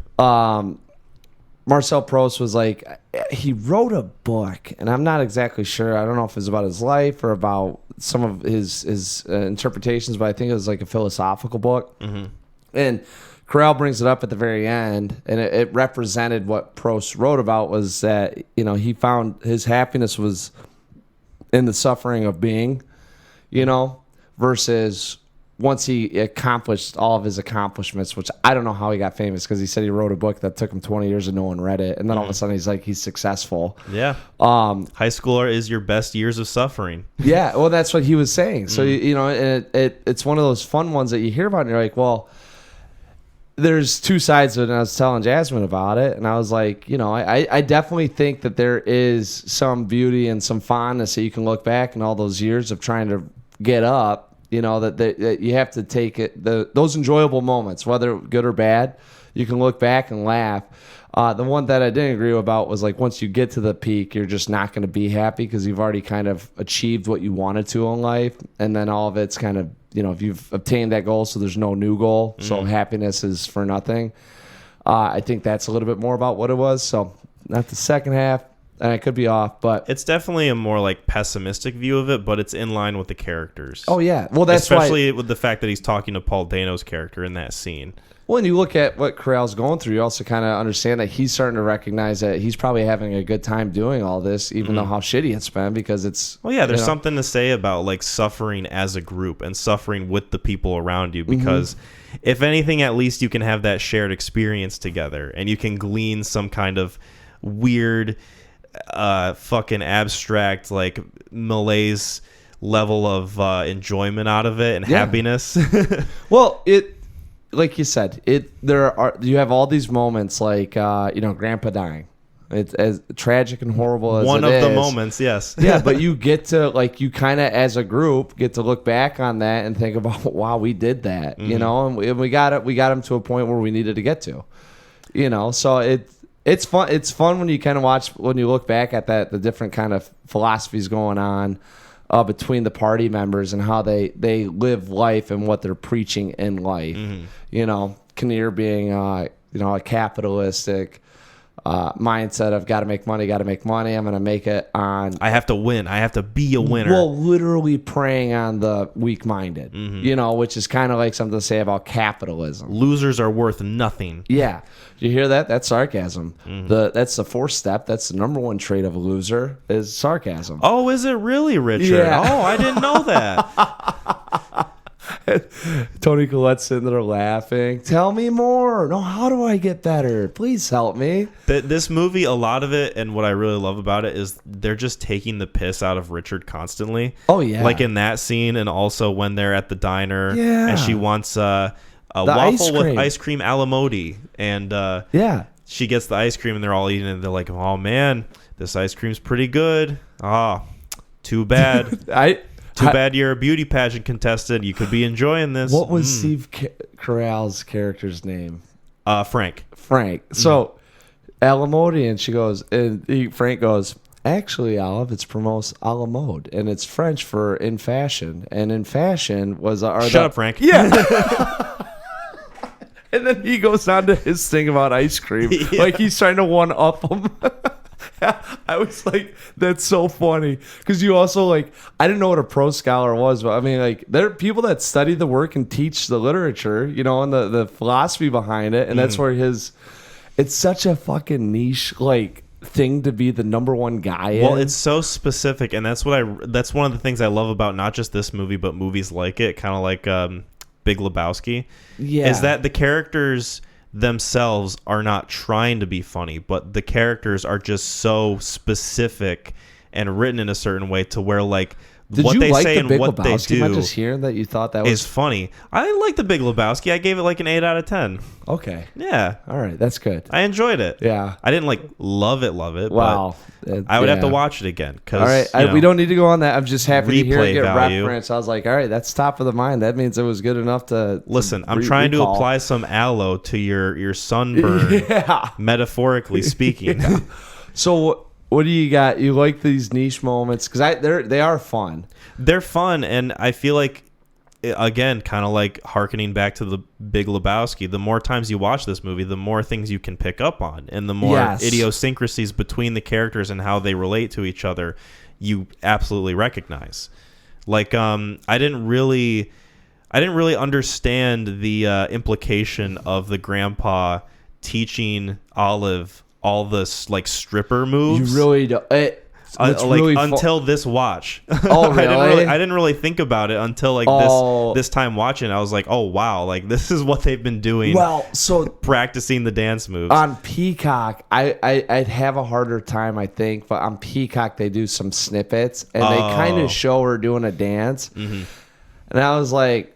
It wasn't like any of the weird stuff. Like it was just kind of the beginning one when she walks out, but she was like in the leather and stuff. And I remember thinking like, oh, this is like that. Like she's gonna kind of. And then all of a sudden, like the grandpa's teaching, they're practicing. And I think by like when they were in the van after breakfast, and they're like, "Can we practice?" I was like, oh, she's gonna do some raunchy ass shit. Yeah, because like he's a whole pervert. He's a dirty ass grandpa. And he's like, I'll teach you how to dance. This is how I saw dancing and how I learned it. Yeah.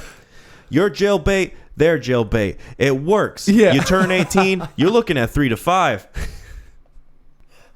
Dude, Alan Arkin in this thing was awesome. He was fucking ridiculous, and I loved it. I absolutely loved it. Awesome. I loved it. He had the little mustache, and he's got the voice, but he's also like supposed to be some hard ass guy. Yeah. And he kind of. Why'd you get kicked out of Sunny? What was it called? The Sunny. Oh God.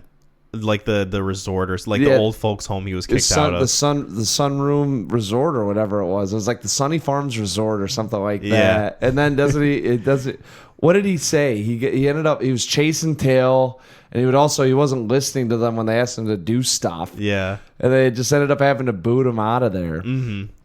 Yeah, that's one that was like really funny to me. And yeah, I don't know. Alan Arkin, it shows me how good of an actor he is too. Because watching him in Glengarry Glen Ross, and then it's so different.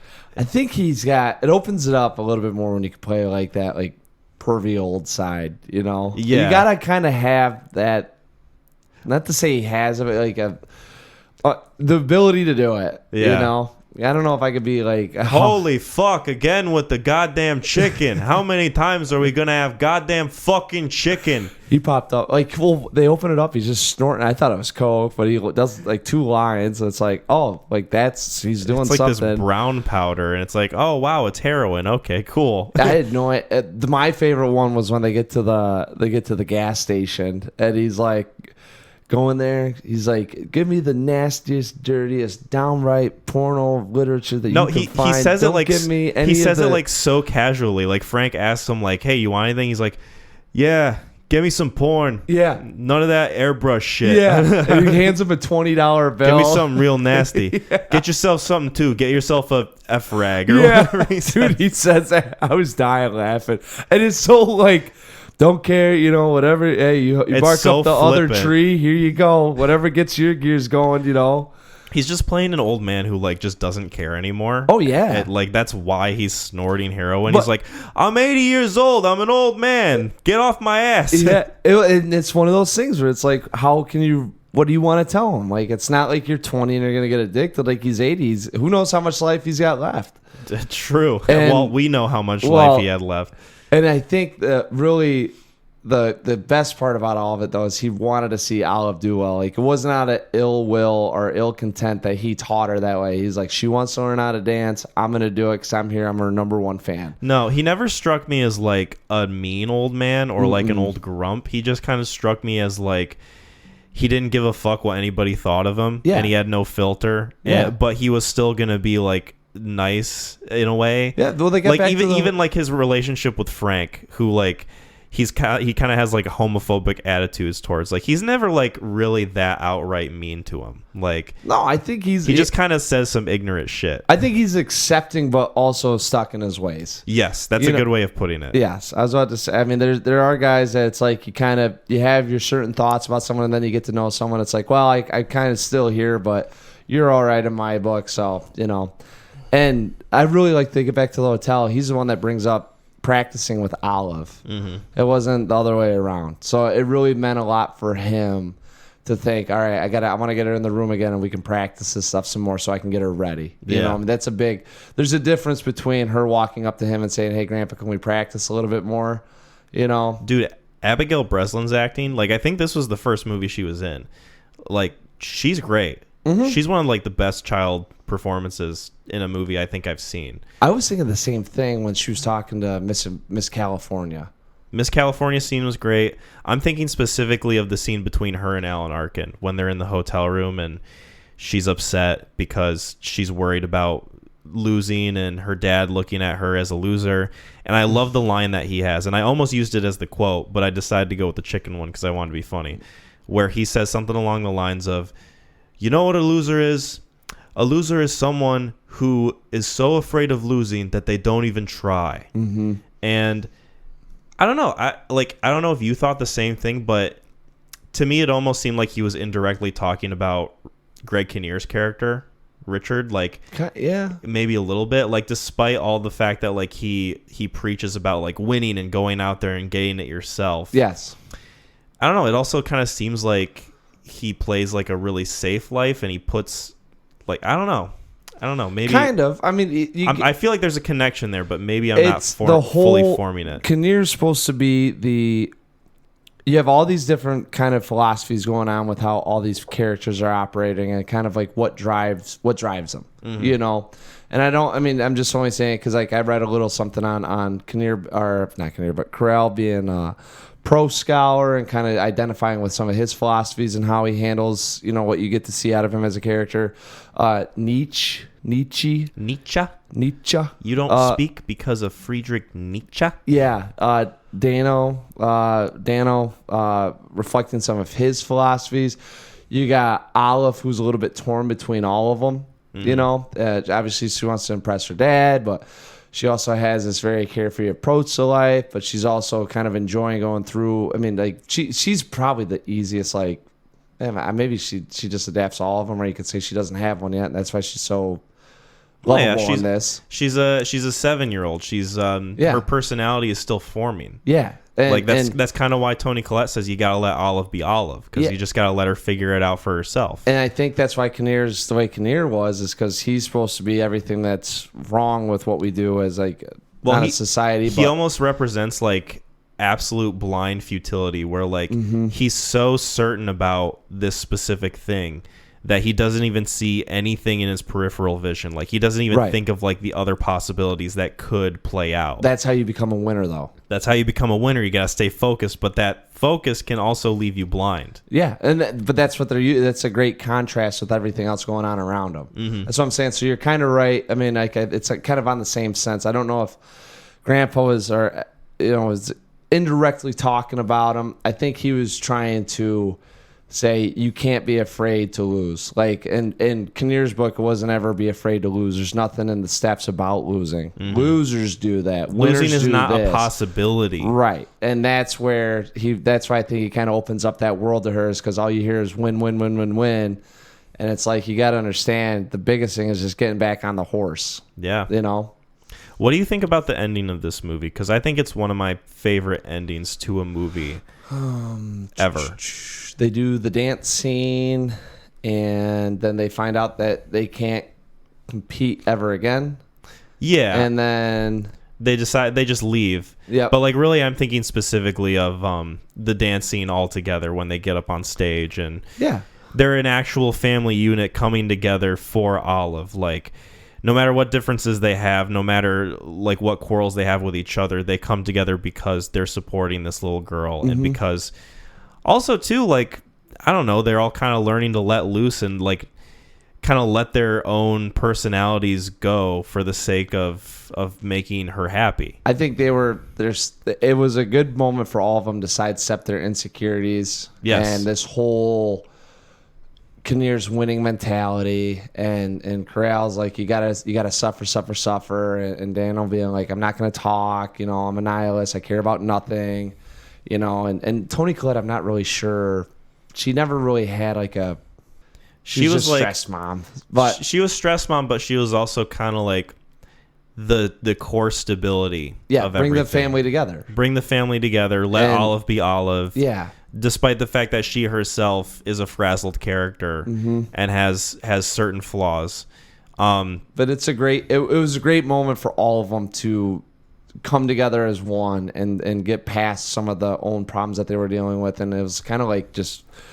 We're in it for her, and she's gonna lose, but we'll all lose together. Yeah. I mean, honestly, like if you think about it, it was kind of, they were all up there with her, celebrating her, and whether or not she impacts everyone in the crowd with this like superficial, materialistic, we're going out there dancing, singing. Everyone's got their own routine. You pick a talent from a page, because it's going to get you 8 points at least. Like, they just identified as individuals. And it was really, I liked it. I was reading that the screenwriter for this, Michael Arndt, specifically picked the beauty pageant aspect to kind of frame the story around, because it coincides with the message very well of winning at all costs is not the best mindset to have. Yes. Because that world, like, it kind of prioritizes... It was creepy. Well, yeah, it's fucking creepy as shit. But it also prioritizes in a very unhealthy way competition. Mm-hmm. And instead of prioritizing winning, we should prioritize having fun, being yourself, instead of, like, the superficialness that beauty pageants tend to promote, obviously. Right. And, of course, like you said, it's creepy as shit. And dude, I like the fact that they poke fun at it so much in this movie. I did, too. I really liked, like, what was Paul Dano's character? I got Frank and... Dwayne. Dwayne.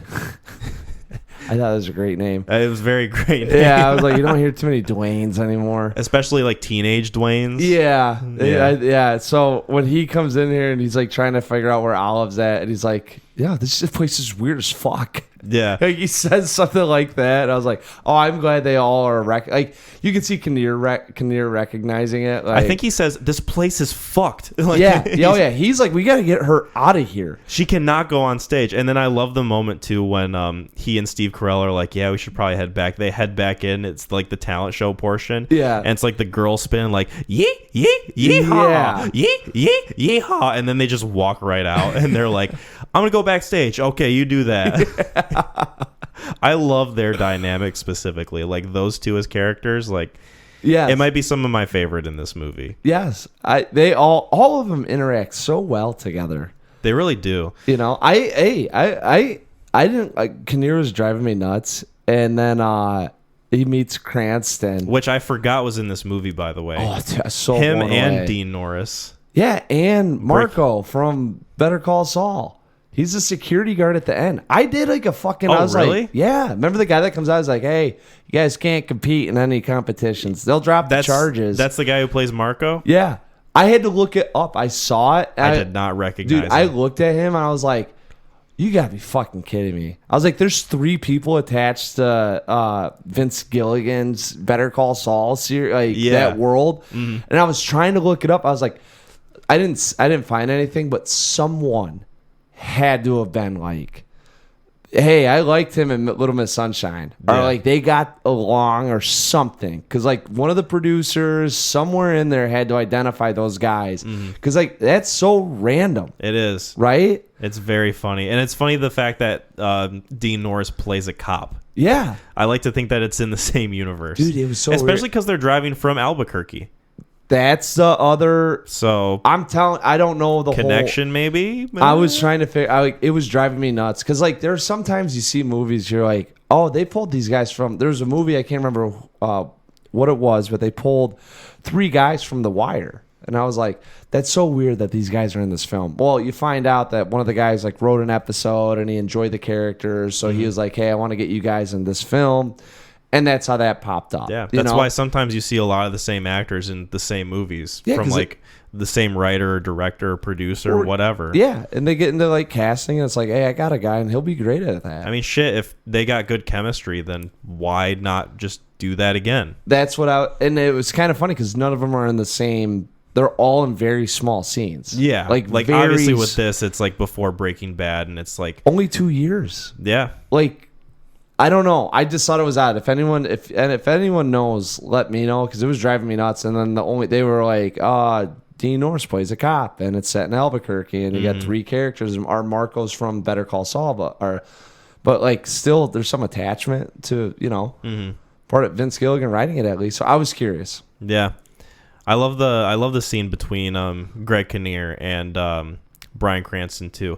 I don't know why. I just like it in movies when a character's calling someone on a phone and then like you hear the ring in the same room and then they kind of like they watch the other person like look at the phone and then like ugh, and then they hang it up and it's like, oh fuck.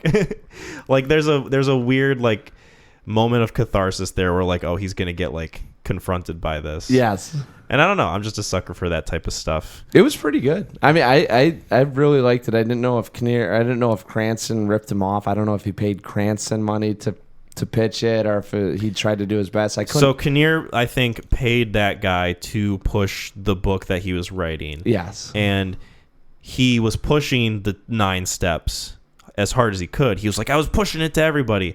But from my understanding is that they didn't hate the idea of the 9 steps. They just had no idea who Richard Hoover was. Like, this guy's a nobody. Okay. He's not going to sell. But that's why I'm curious because I was like, I feel like Cranston's just a shark, and it's hey, let me get your material. I'll like a pyramid scheme. And I think that's obviously like kind of what we're supposed to glean from it. He's a wealthy scumbag. Yes. But there's also like his explanation of it, air quotes, that I was trying to pick up from him. That's what he said. He just said, no one knows who you are, and I can't sell it to no one's who cares about you telling them how to be successful? Yeah. They want to hear someone that's successful tell them how to be successful. Yeah.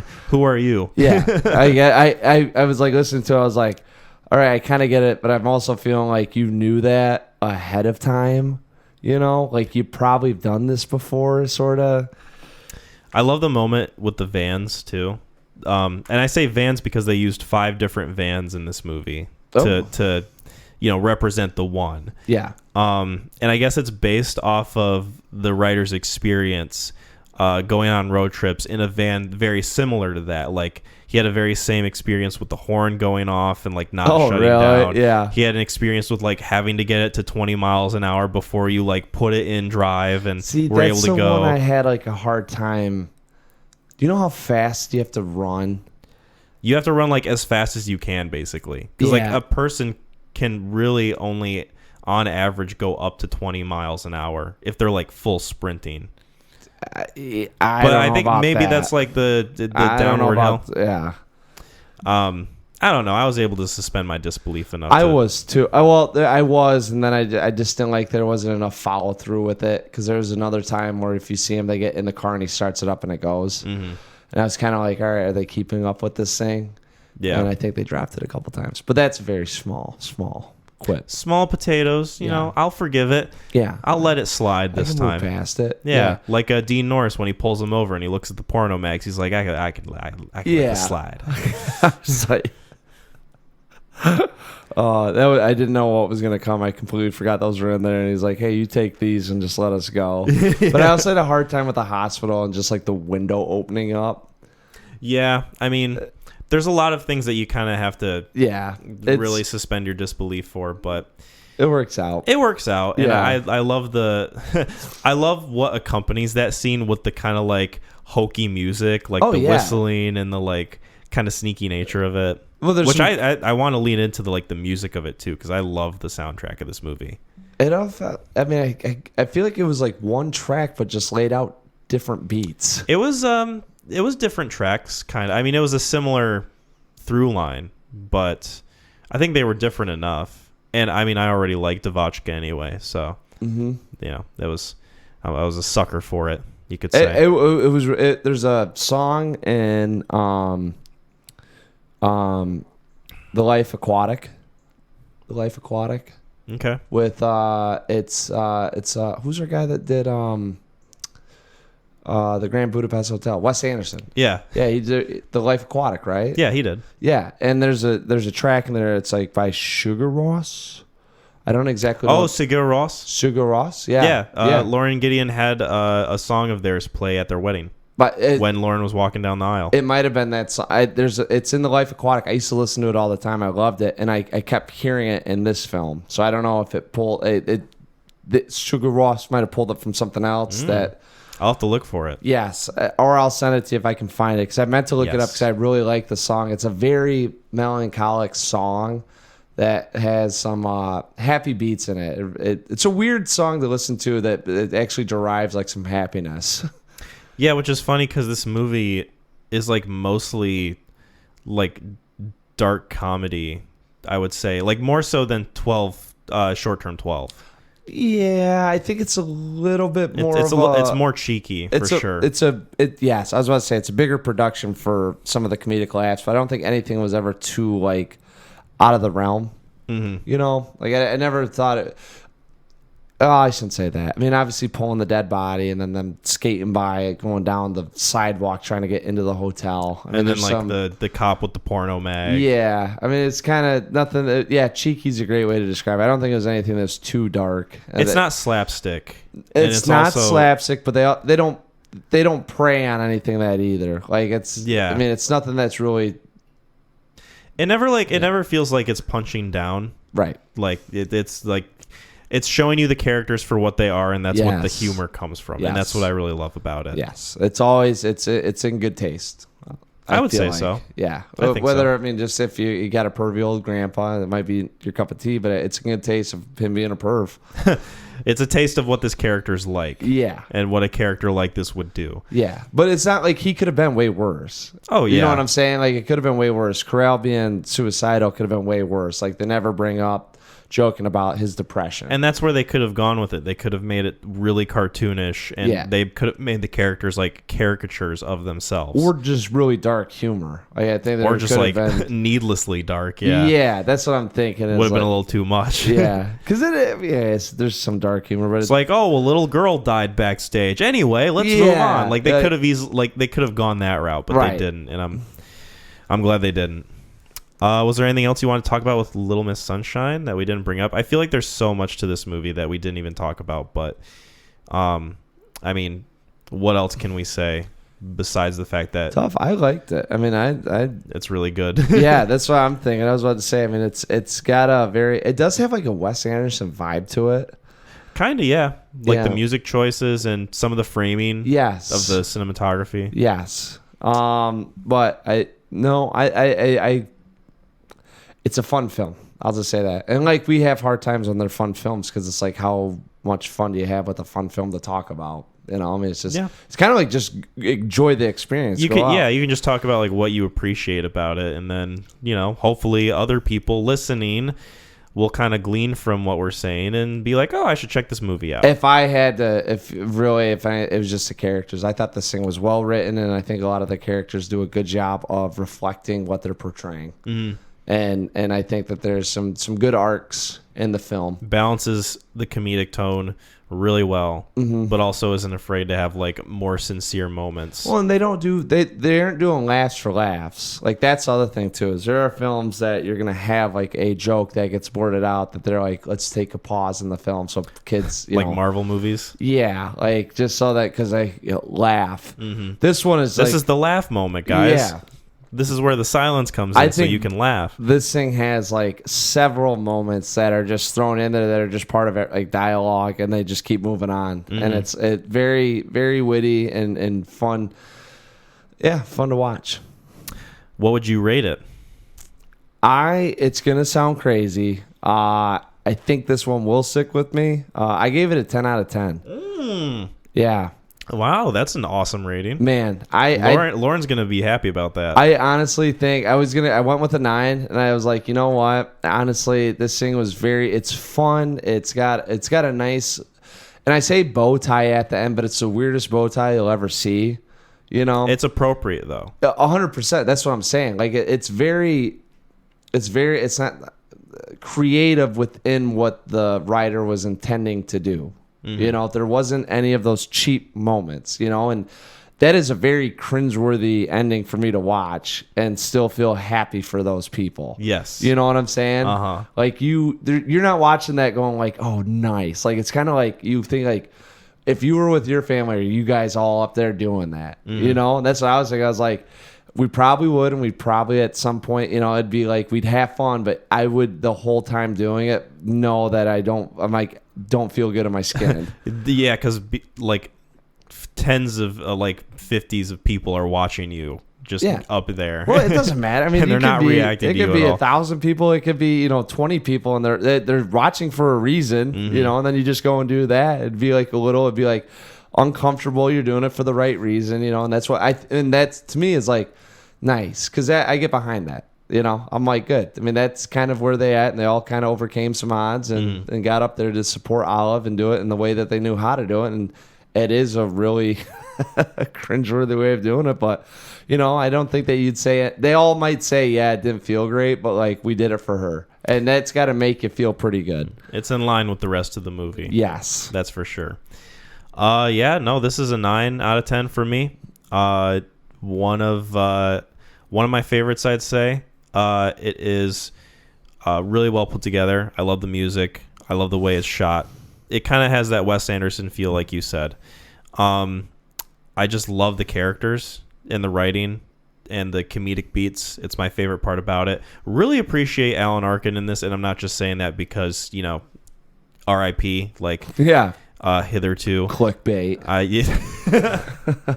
The thumbnail, I'm just going to stick him in there. Yeah. Red arrow pointing at him. But no, I really am glad that I paid more attention to his character specifically because he came out to be one of my favorites in this entire thing. Him and Frank were tied. I thoroughly enjoyed both of them, and Frank's plight versus Arkin's like death wish. It's a really funny kind of juxtaposition. Yeah, and they do such a great job, and they don't overdo either one.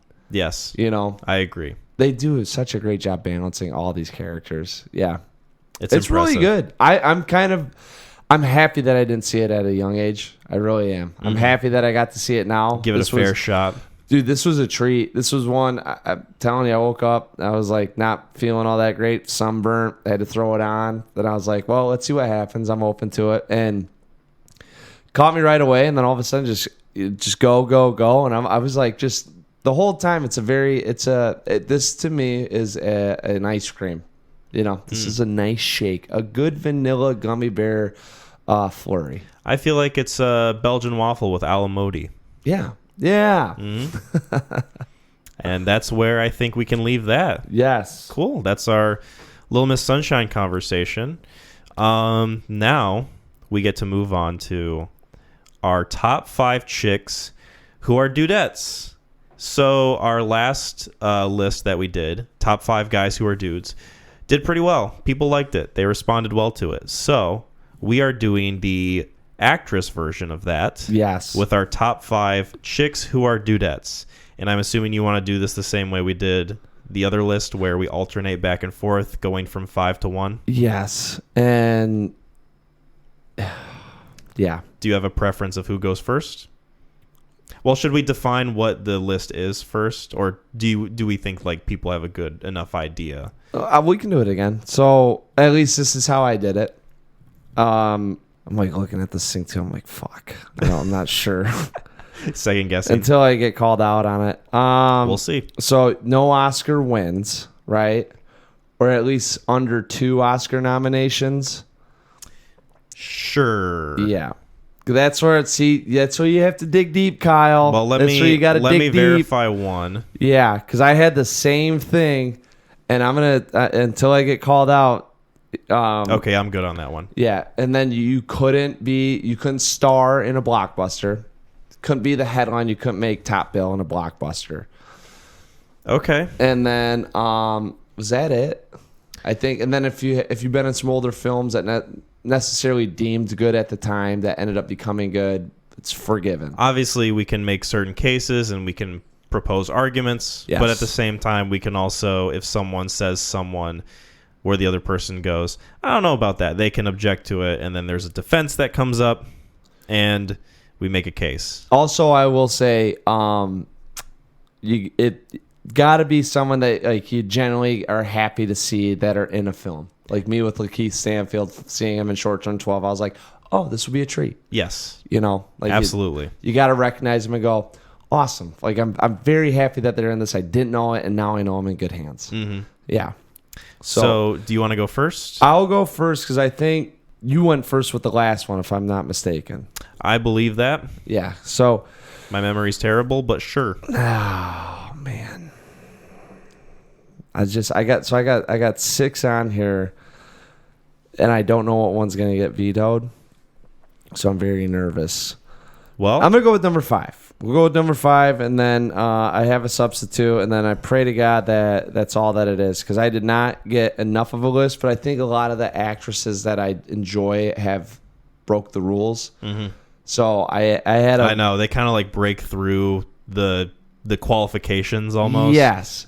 The blockbuster one's kind of easy to not have, but then like the nominations are the tough one. Yeah. That's when I'm like, God damn it. Because then when you pick a good one and people recognize they're good, it's like, fuck. You know? Like, so they're nominated. What's going to happen is either you're going to know or you're not going to know. And if you don't know, I'm going to leave it be. So the first one, so my number 5 is I'm going to Toni Collette. Interesting. Yes. Okay. I didn't know she was in this. Little Miss Sunshine. Very excited that like it was I someone that I recognize as the mom. Mm-hmm. I didn't know who was going to be the mom, and she was absolutely fantastic. She's great. And then the other film that I really enjoyed her in was Hereditary. Yep, Hereditary. And she's great in that. Yeah, I'm trying to see if I have to label. So I think the only thing with her, and I'm not going to challenge it. Okay. Because I think the only thing with her is that she was nominated for an Oscar for, I think, The Sixth Sense. Yes. I looked that up too. It was her only nomination. So it has to be under 2, right? She's also in Nightmare Alley. I'm thinking of ending things. Yep. And I think there was one more. She was in Knives Out. Knives Out. I've seen the second one. I haven't seen the first Knives Out. Wait, really? Yeah. Oh, it's better than the second one. That's what I think it was like on and Lakeith Stanfield's in that one. Yeah, well, it's on Netflix. So I kind of got screwed with, you know. Oh, yeah, it was taken from you. Yes. We'll get it back, don't worry. However it happened, it happened. Yeah, she's in The Sixth Sense. And then a couple other films, but so like she's been in a lot of films.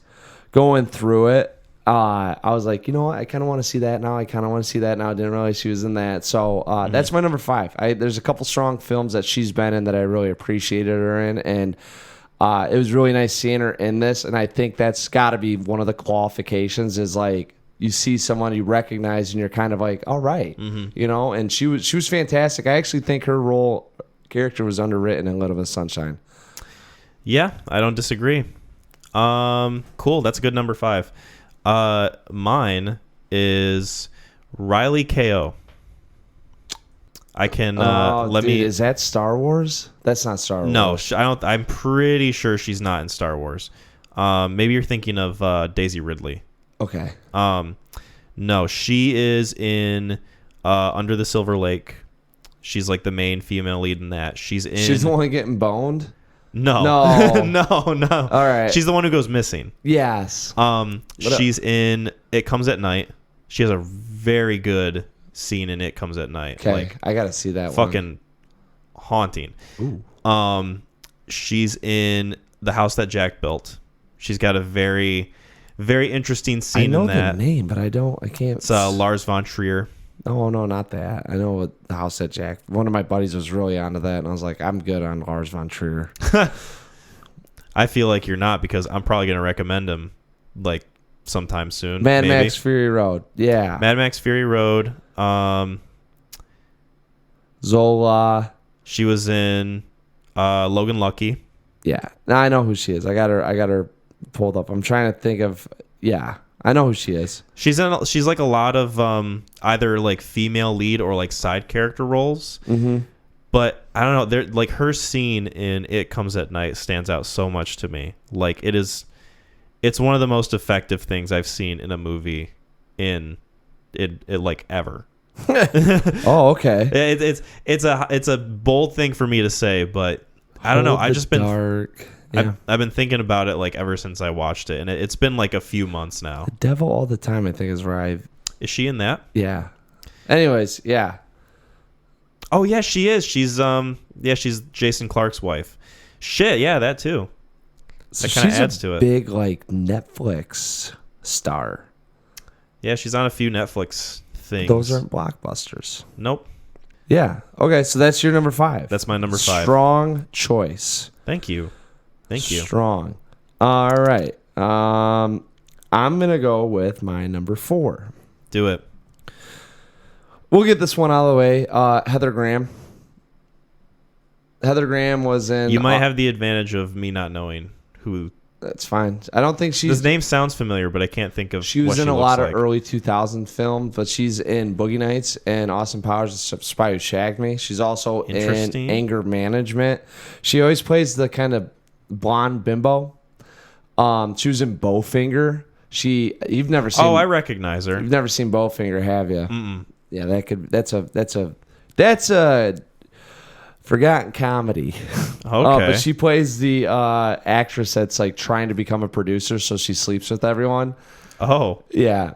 And no, she's got comedic chops. She's a good actress. She's from Milwaukee. Back in the day, it used to be one of those things where Heather Graham was in a film. It was kind of you were excited because you didn't know exactly. You were hoping that she was kind of funny. I know her a lot from the Austin Powers, The Spy Who Shagged Me, and she's very humorous in that. And when I found out she was in Boogie Nights, she plays Roller Girl in Boogie Nights pretty effectively. So I was going through and I was trying to find someone that I was like, all right, when I was younger, like who did I like? Being in films that probably you didn't recognize, or like if her name came on the screen, I'd like snap and like do the Leo, gif, where I was like, oh shit, Heather Graham, Ooh. Yeah. So I don't think she's really been in too much lately though, from what I've seen. And I think, just to say it now too, some of the problems that we have with actresses is just they get, what do you call that? Neon demon. They have an expiration date essentially to not to be crass about it, but no, it was going through her filmography, realizing I was like, oh, I bet you she kind of fell out of favor with her looks, and unfairly probably wasn't cast in a whole bunch of movies. I mean, she's been in films, but none that I think you'd recognize, no big ones. So not any that break the mold. Yeah, and I think we're getting away from that a little bit with. Hopefully Hollywood, we're starting to see some of the actresses last longer, and they're getting the respect as being an actress. Hopefully. Yeah. I'd like to see that. I'm not going to contest that. That's a good pick. Sweet. My number 4, I think you're going to like Toni Collette. Oh! I'm going to try not to step on your toes. I think I got one that we're both going to have. I had a feeling we were going to have like some crossover. Yeah. I can't believe you got Toni Collette. Yeah. No, she's great. Like obviously Little Miss Sunshine. You keep saying Knives Out too. Knives Out. Yeah. Yeah. I don't know why that one keeps popping in my head, but like Sixth Sense, she's not only been in really great movies and is kind of underrated, but she's also been around for a long time. Yes. Like she's been around for like nearly 3 decades, probably. Close to it. It looks like there's a movie called The Velvet Underground that sounds like an indie punk rock movie. Yeah. 1998, and I think that was like one of her first credited things. So like you're looking at the 90s, 2000s, 2010s. Now we're getting into the 2020s. Yeah. Nightmare Alley. I mean, shit, she's been around for a long time. And she was really good in Nightmare Alley too. Yeah. I don't know if I'd say like the acting in Nightmare Alley is what I have issues with that film. But I don't know. That was probably I could see a little bit. Yeah. I'm trying to think back. But no, anyway, yeah, Toni Collette. Nice. And I don't think you'd contest it because it's on your list also. Mm-hmm. All right. Give me your number 3. I'm going through and picking people that haven't won it. There's 3 in here that I threw on here. I was like, I think I'm good. Mac is sweating. And I was... His son's burn getting even more red. Okay.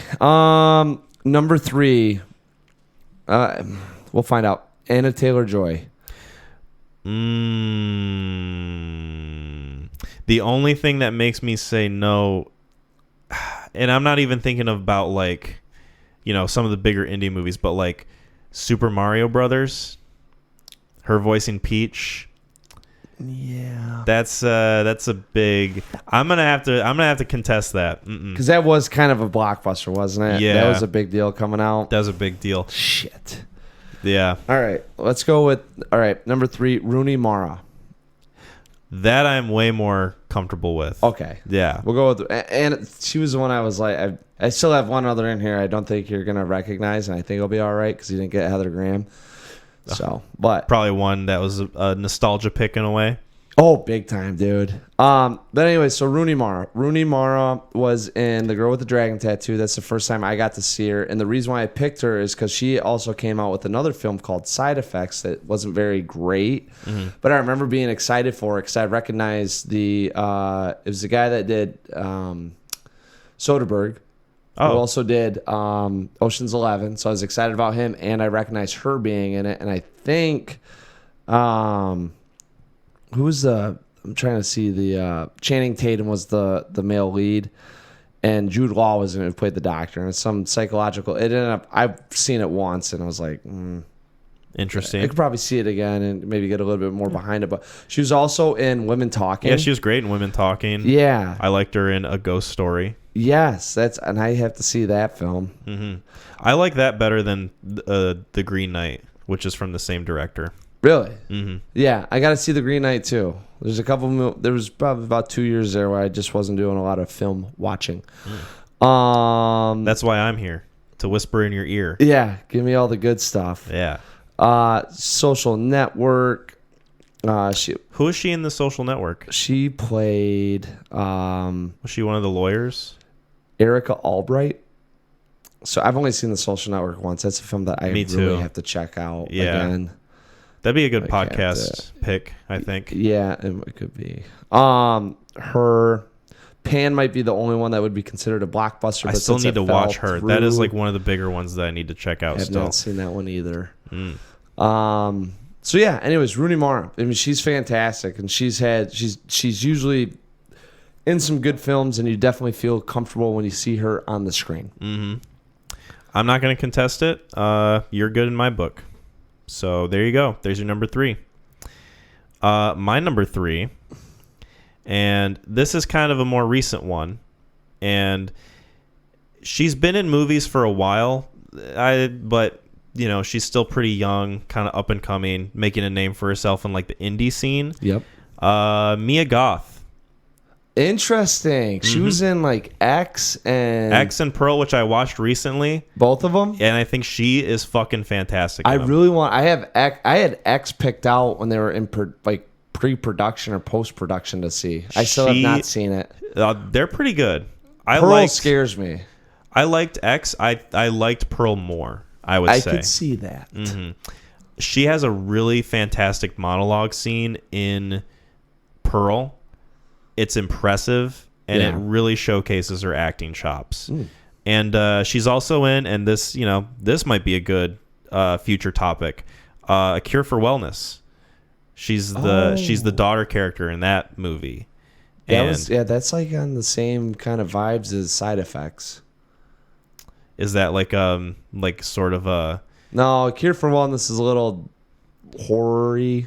Yeah, I haven't seen A Cure for Wellness, but I remember it's almost like an H.P. Lovecraft horror in a way. I remember seeing some of the visuals of it, and I was like, not really. Have you seen it? No. Oh, that would be a good pick. Yeah, I've not seen it, and I just was like one of those things where I was like, I kind of get the vibe of the film, and I don't know if I dig it. But. And she's, I guess, Josh Brolin's daughter in Everest. Oh, and really? And like the that warms my heart. In between scenes, yeah, when they show him back and he's like struggling, trying to get a hold of his wife, and they got to get the helicopter in, and they're just the kids are running around outside in Texas where it's just nice and warm. Yeah. Yeah. So I mean, I really like her, and she's only been in like a few movies, but she's had a big impact on how I think about chicks that are dudettes. So that's my Nice. number 3. That was your number 3. Mm-hmm. I got a feeling like I know who your number 1 is, You probably do. and I think it's my number 2. Okay. Should I do number 2, and then maybe we'll find out if number 1s are the same, and then I'll flip flop them at the end there, because my number 2 would be my number 1, but I don't want to take your number 1 away in case that is your number 1. I don't think you'd be taking anything away from me. It'd be more like a teamwork thing. Like we're coming to an agreement. Okay. And we're ultimately giving more power to what we pick. Okay. So Well, I'm gonna do my number 2. Jesse Buckley. you're not gonna see me contest it. That's for sure. Yeah, we both really like her. She was my favorite, not favorite, but she was a very good part in Chernobyl. And I still need to watch that. She's Mostly why I want to watch that. I'm telling you, like, dude, like she popped up and I was like, who is this actress? Like, she's gonna be in more stuff. She was fantastic. And then I'm thinking of ending things like was really good. fucking great. She's absolutely my favorite part of women talking. Yes. Without a doubt. That's what I was like. And despite the fact that I wasn't a fan of the movie, I really love her in Men. See, that's the other one that I was kind of like, I got to see it because I'd like to see her in it. That's I was going to see it when it was in theaters because of her. Movie kind of sucks. She is she's way better than that movie deserves. Yeah. Like, well, you have 100%. that. They got her, and boom. Mm-hmm. She was also in with Fargo, which I think I remember her. That's probably yeah. The FX show, and she was in the third. I'm fairly certain she's the third season in it. I can't quite remember watching her, and so I watched the first 2 seasons of Fargo. Season 2 was awesome, and then I got into season 3, and I stopped watching it for no real reason. I think football started kicking up, but I noticed I'm fairly certain she was in season 3, and I'm being like, holy shit, like yes. So she's going to be in an upcoming movie titled Fingernails. Mm-hmm. It's a science fiction romance film that has her, Riz Ahmed, Jeremy Allen White, and Luke Wilson. The first 2 I'm good. Luke Wilson. One of the Wilson twins? Triplets? One of the Wilson brothers. Yeah. Yes. The youngest one, right? Yes, he is. Okay. And then Jeremy Allen White. Have you watched The Bear on Hulu at all? Is he also the guy that's in Shameless? Yes. Yeah, I like him a lot. He's fantastic in The Bear. So I'm excited for this movie to come out because I love all 3 of those I was about people. to. Well, the first 2 I was already in. I love Riz Ahmed. He isn't in enough stuff. Guy who's a dude. 100%. Yeah. Oh man, he could have easily been on that. But Sound of Metal. Mm-hmm. Oh, strong. Nightcrawler. Yeah. Bada bing, bada boom. Man. Yeah, you're definitely not gonna see me contest that one. I That's didn't for think sure. so. You're not gonna see me do it. I almost did it at number 5, and I was like, I'll just keep pushing her, down the list until we get, right. It warms my heart. Yes. It's a pick that warms my heart. So my number 1, and do I get to say my number 2? yeah, go to your number 2. Okay. My number 2 is Thomasin McKenzie. If I show you a picture of her, you'll probably recognize her. She was the other lead in Last Night in Soho. But she's also in Jojo Rabbit. She is in Power of the Dog. Little kind of like side part. I don't know. There's just something about her voice. She's got like such a unique voice to her. Okay. And she's not in that many movies. She's got like a small part in The King, that Timothée Chalamet movie. Yeah. Not like the greatest movie ever, but what I'm specifically thinking of is Leave No Trace with Ben Foster. Okay. Friend of the good friend of the pod, Jay Hall loves Ben Foster. Is that sarcastic? No, or is that he literally. We went and saw the Mark Wahlberg film. about them being in Afghanistan, the military guys, they all. Oh shit. Yeah. I know what you're talking about. Well, I can see the poster of it and everything. Yeah, it's like starts with a D, right? Doesn't it? Oh, Lone Survivor. Lone Survivor. Why did I say D? Yeah, Lone Survivor. Yeah, well, we went and saw it, and I didn't realize that he was a big fan of Ben Foster. Like Ben Foster's been in like some small things. Like I was like I kind of recognized him, but not enough to be like. And Jay was like, man, I love that guy. Favorite. I think hopefully I'm not misspeaking, but I'm pretty sure he said he's like top 3 for him. Well, tell him to watch this movie if he hasn't Leave already. No Trace. He probably has. Leave No Trace. Yeah, he's a big Ben. Like the program about Lance Armstrong. Ben Foster played, I think, Lance Armstrong. Okay. And Jesse Plemons did it. Played Floyd Landis. Okay. Yeah, and I was like, dude, if you like Ben Foster, you like this, and he watched. He's like, yeah, yeah. I think that's so. Leave No Trace. Leave No Trace exemplifies her for me as like my number 2 pick. And also check it out for Thomas. Is it Thomasin? Thomasin McKenzie. Thomasin McKenzie. Check it out for her too. I gotta look up Leave No Trace. That she's got a movie coming out with Anne Hathaway. It looks like kind of a psychological thriller. It kind of gives me some Saint Maud vibes a little bit, but yeah, she looks great in it. She looks interesting. It's about the dad and daughter that live out in the woods, right? Yeah. Yeah. I had this it's not on my watch list, but I read it about somewhere that it almost got added to my watch list. So. I would check it out. I'd be curious your thoughts on it. There's a chance. There's a chance. You're telling me there's a chance. So Thomas and McKenzie. Yeah, that's my number 2. Nice. Okay. My number 1.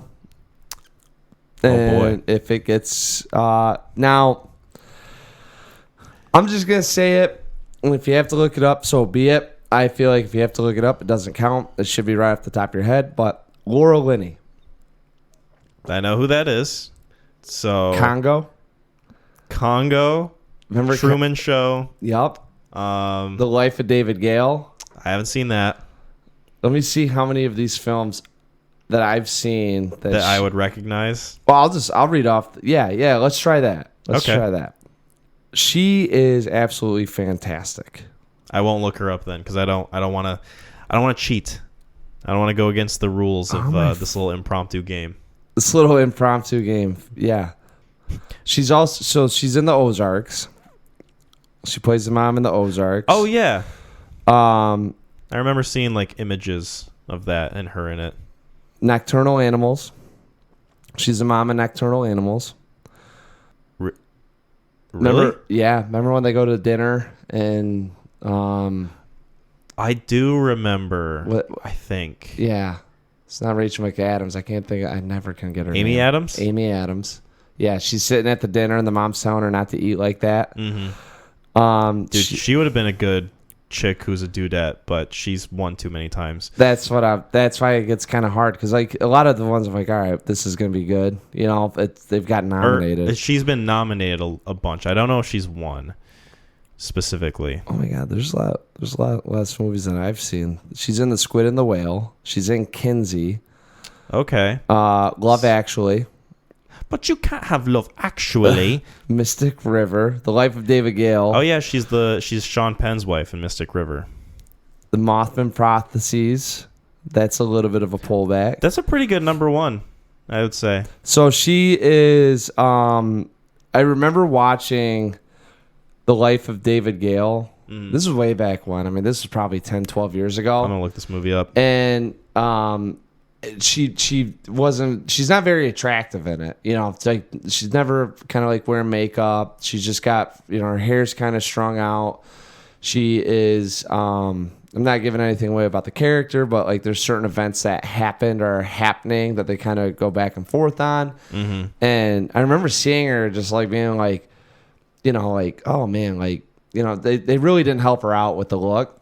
She was she was so good in it. Like you just kind of like that. I realized at that time I was like, oh, like women can be in movies and not have to look a way that sexualizes them, and still be effective. Kind of like the first time you thought about that sort of thing.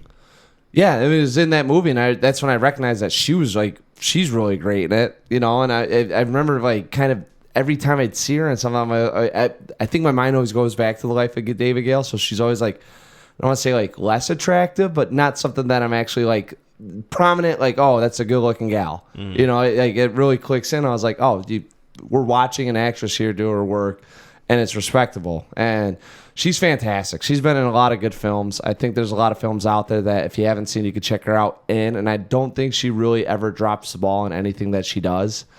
Ozarks really pops into my head. She is such a strong character in that show and does a great job of providing tension and, direction. And it's a testament to her to have that strong of a female character. Like the other one being, what was it? Kevin Spacey. House of Cards. Oh, Robin. Yeah. Let me look that up so we can get that right. Yes, and this will be the last little tangent. That's another strong character that I really liked. What Netflix was doing was taking these sort of female supporting characters and actually giving them, a character arc, some rich dialogue, and then like kind of taking the reins over on some stuff. Which you don't see a lot. Robin Wright. And you don't see that a whole lot. And I like that and she pulls it off. She's absolutely fantastic. All right, I'll tell you why I was going to say you could or couldn't do it. She's been nominated 3 times. Hasn't won, but I looked at it and I'm like, whatever. I'm still doing it. It's like if you knew off the top of your head, I'd go back on it. But other than that, it's long enough ago to me where if it's not on the top of your mind, it serves that purpose of what we're trying to do here. And that's a good play because I'm going to let that slide. Nice. It's a good number 1, especially knowing you and knowing the movies that you like and the era of films that you gravitate towards. I think it makes total sense. That's what I'm saying. Like it was funny because I already had 4 picked out before it wasn't even going through stuff. She just popped into my head. I was like, oh shit. And then I was like, she's so good. I bet you she's won something. And then I saw the nominations. I was like, fuck it. Breaking the rules. So, my number 1, pretty much. Yeah. I know my number 1. Yeah. I am confident 100% in saying Jessie Buckley is my number 1 chick who's a dudette. Yeah. And we've already listed the reasons. We don't need to go over it again. But I will. I'm thinking of ending things. She's awesome in Men. My favorite part in Women Talking. I think she's fantastic. Yeah. And that is where I will leave it because that is where I stand. And I think everyone that we just named off 10 actresses here, you guys got to check them out in some of their works. So who did you have as your backups?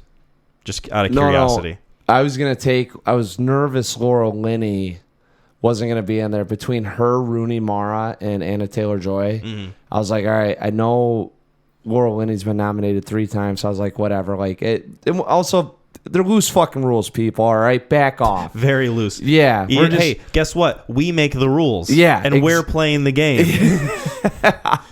So I had her, and then I was like, I'm gonna have her on there, and then whatever of the 2. So that's why I said Anna Taylor-Joy. So I was like, she seems like the most likely that you'd veto off, and I think she's getting to that well-known name status, but not quite. And I do agree that being in Super Mario Bros. does take her off the list, but she isn't physically in it. So it's kind of one of those things where I still don't know if you saw her acting in 2 years, and I don't know if you're going, that's the voice of Peach.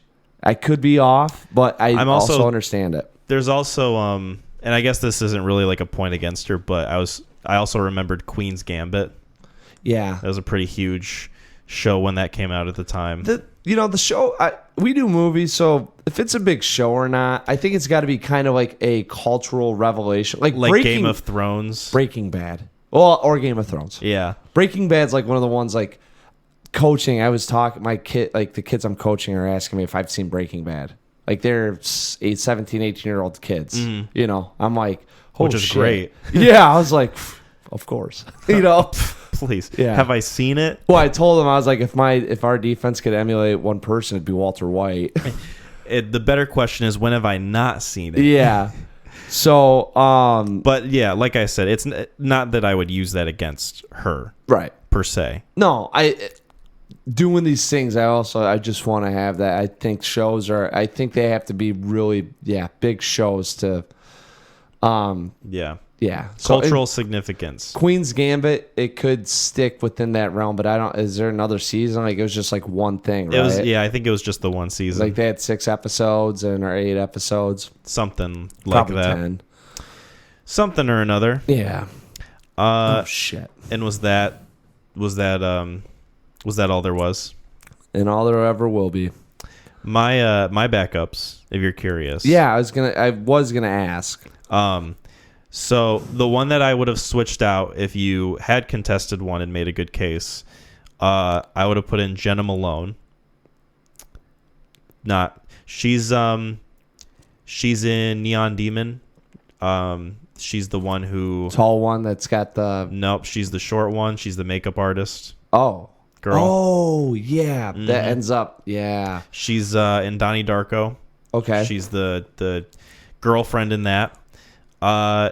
The only thing you maybe could have contested is that she's a very, very side character in Hunger Games. No, they gotta be like fourth build. Yeah, and she's definitely not. Like Florence Pugh, I was almost gonna try to make arguments for, and if you would have said Oppenheimer, I would have been like, I didn't even know she was in Oppenheimer. Like, there was no telling that she was in it until you saw the film. She's not on any, but she also did the Black Widow, I think.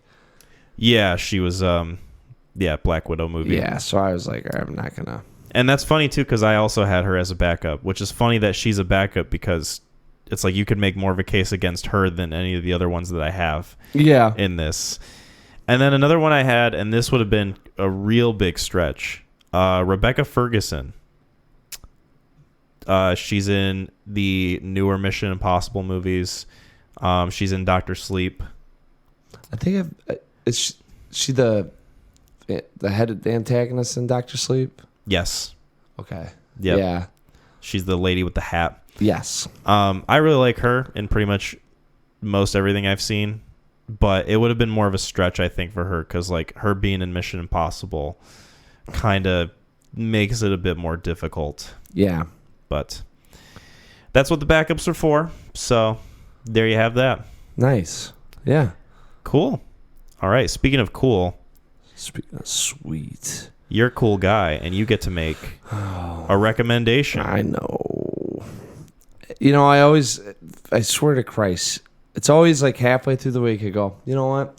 I'm going to do that one. And then I never fucking remember when we get on these things. So usually it's something that gets brought up. And I think it's a movie that you haven't seen. And I think it'll be nice to kind of, you know, this was a very wholesome movie selection between the two. Enriching feelings, you know, get to talk a little bit about not too deep of stuff, you know, but things that are prevalent in life. So we're going to switch it up. Since you haven't seen it, we talked about it. I got to get you so you can know the characters, and maybe next time we'll come up with the cast of it. We're going to watch Heat. I knew it. I had a feeling. As soon as I brought up the news story, I'm like, oh, the wheels are turning in his head. I didn't even think about it until you're like, we were talking about, I'm like, how are you going with these characters as De Niro? And that's when I was like, have you seen I was it? just going based off the news that I was reading. There's like, I got like 4 heavy, I'm holding the Terminator until we're ready. I'm going to think that's going to be on you. I won't do that. Okay. But I think there's like 3 other films and then Social Network was popping up. I was like, I really want to revisit that one. But that's one that I'll wait to get it. I think Heat is apropos with what we just talked about, having you not seen it, and I think it's going to be a good film for us to talk about because there's actually some like little bit of things that have come out since then that I learned about the film that will be fun just to mention. I'm looking forward to it because I really do love Michael Mann from what I've seen, and I'm looking forward to seeing this because I've heard it's one of his best. Yeah. So that'll be exciting. Yeah. Awesome. I'm looking forward to it. Cool. So, thank you guys for listening to episode 53. If you don't want to be spoiled for Heat, Al Pacino, Robert De Niro, Michael Mann, 1995. Is that right? I'll give it to you. It's 94 or 95. I mean, it's like right there. Be sure to Do you check want me to look it up? Sure. I kind of want to know if I'm right or not. Do the thing, and then I'll say the year after it. So if you don't want to be spoiled for that, be sure to check that out before episode 54. Appreciate you guys listening. You can find us on neoncrewpodcast.com. We're also on YouTube, Spotify, and Apple Podcasts. Be sure to give us some good ratings on Spotify and Apple Podcasts, and subscribe to the YouTube channel if you haven't. Make sure we're in every aspect of your life so you never go a waking moment without us. That is what I'm talking about. Be sure to cop some merch at the Etsy page. It would make me really happy, and it would keep my wall a little bit more full so that I don't go hungry. I need my daily Taco Bell, otherwise I will die. And yeah, be sure to check our social medias. We're on Facebook, YouTube community page. I'll be posting some stuff there, some audience engagement, some announcements, whatever movies we're going to talk about for the next episode. I'll be sure to let people know on there as well. What was the year? 95. I was right. It's a good call. Thank you. Yeah. And speaking of good, what do we say? WWTHD. Bye, everyone.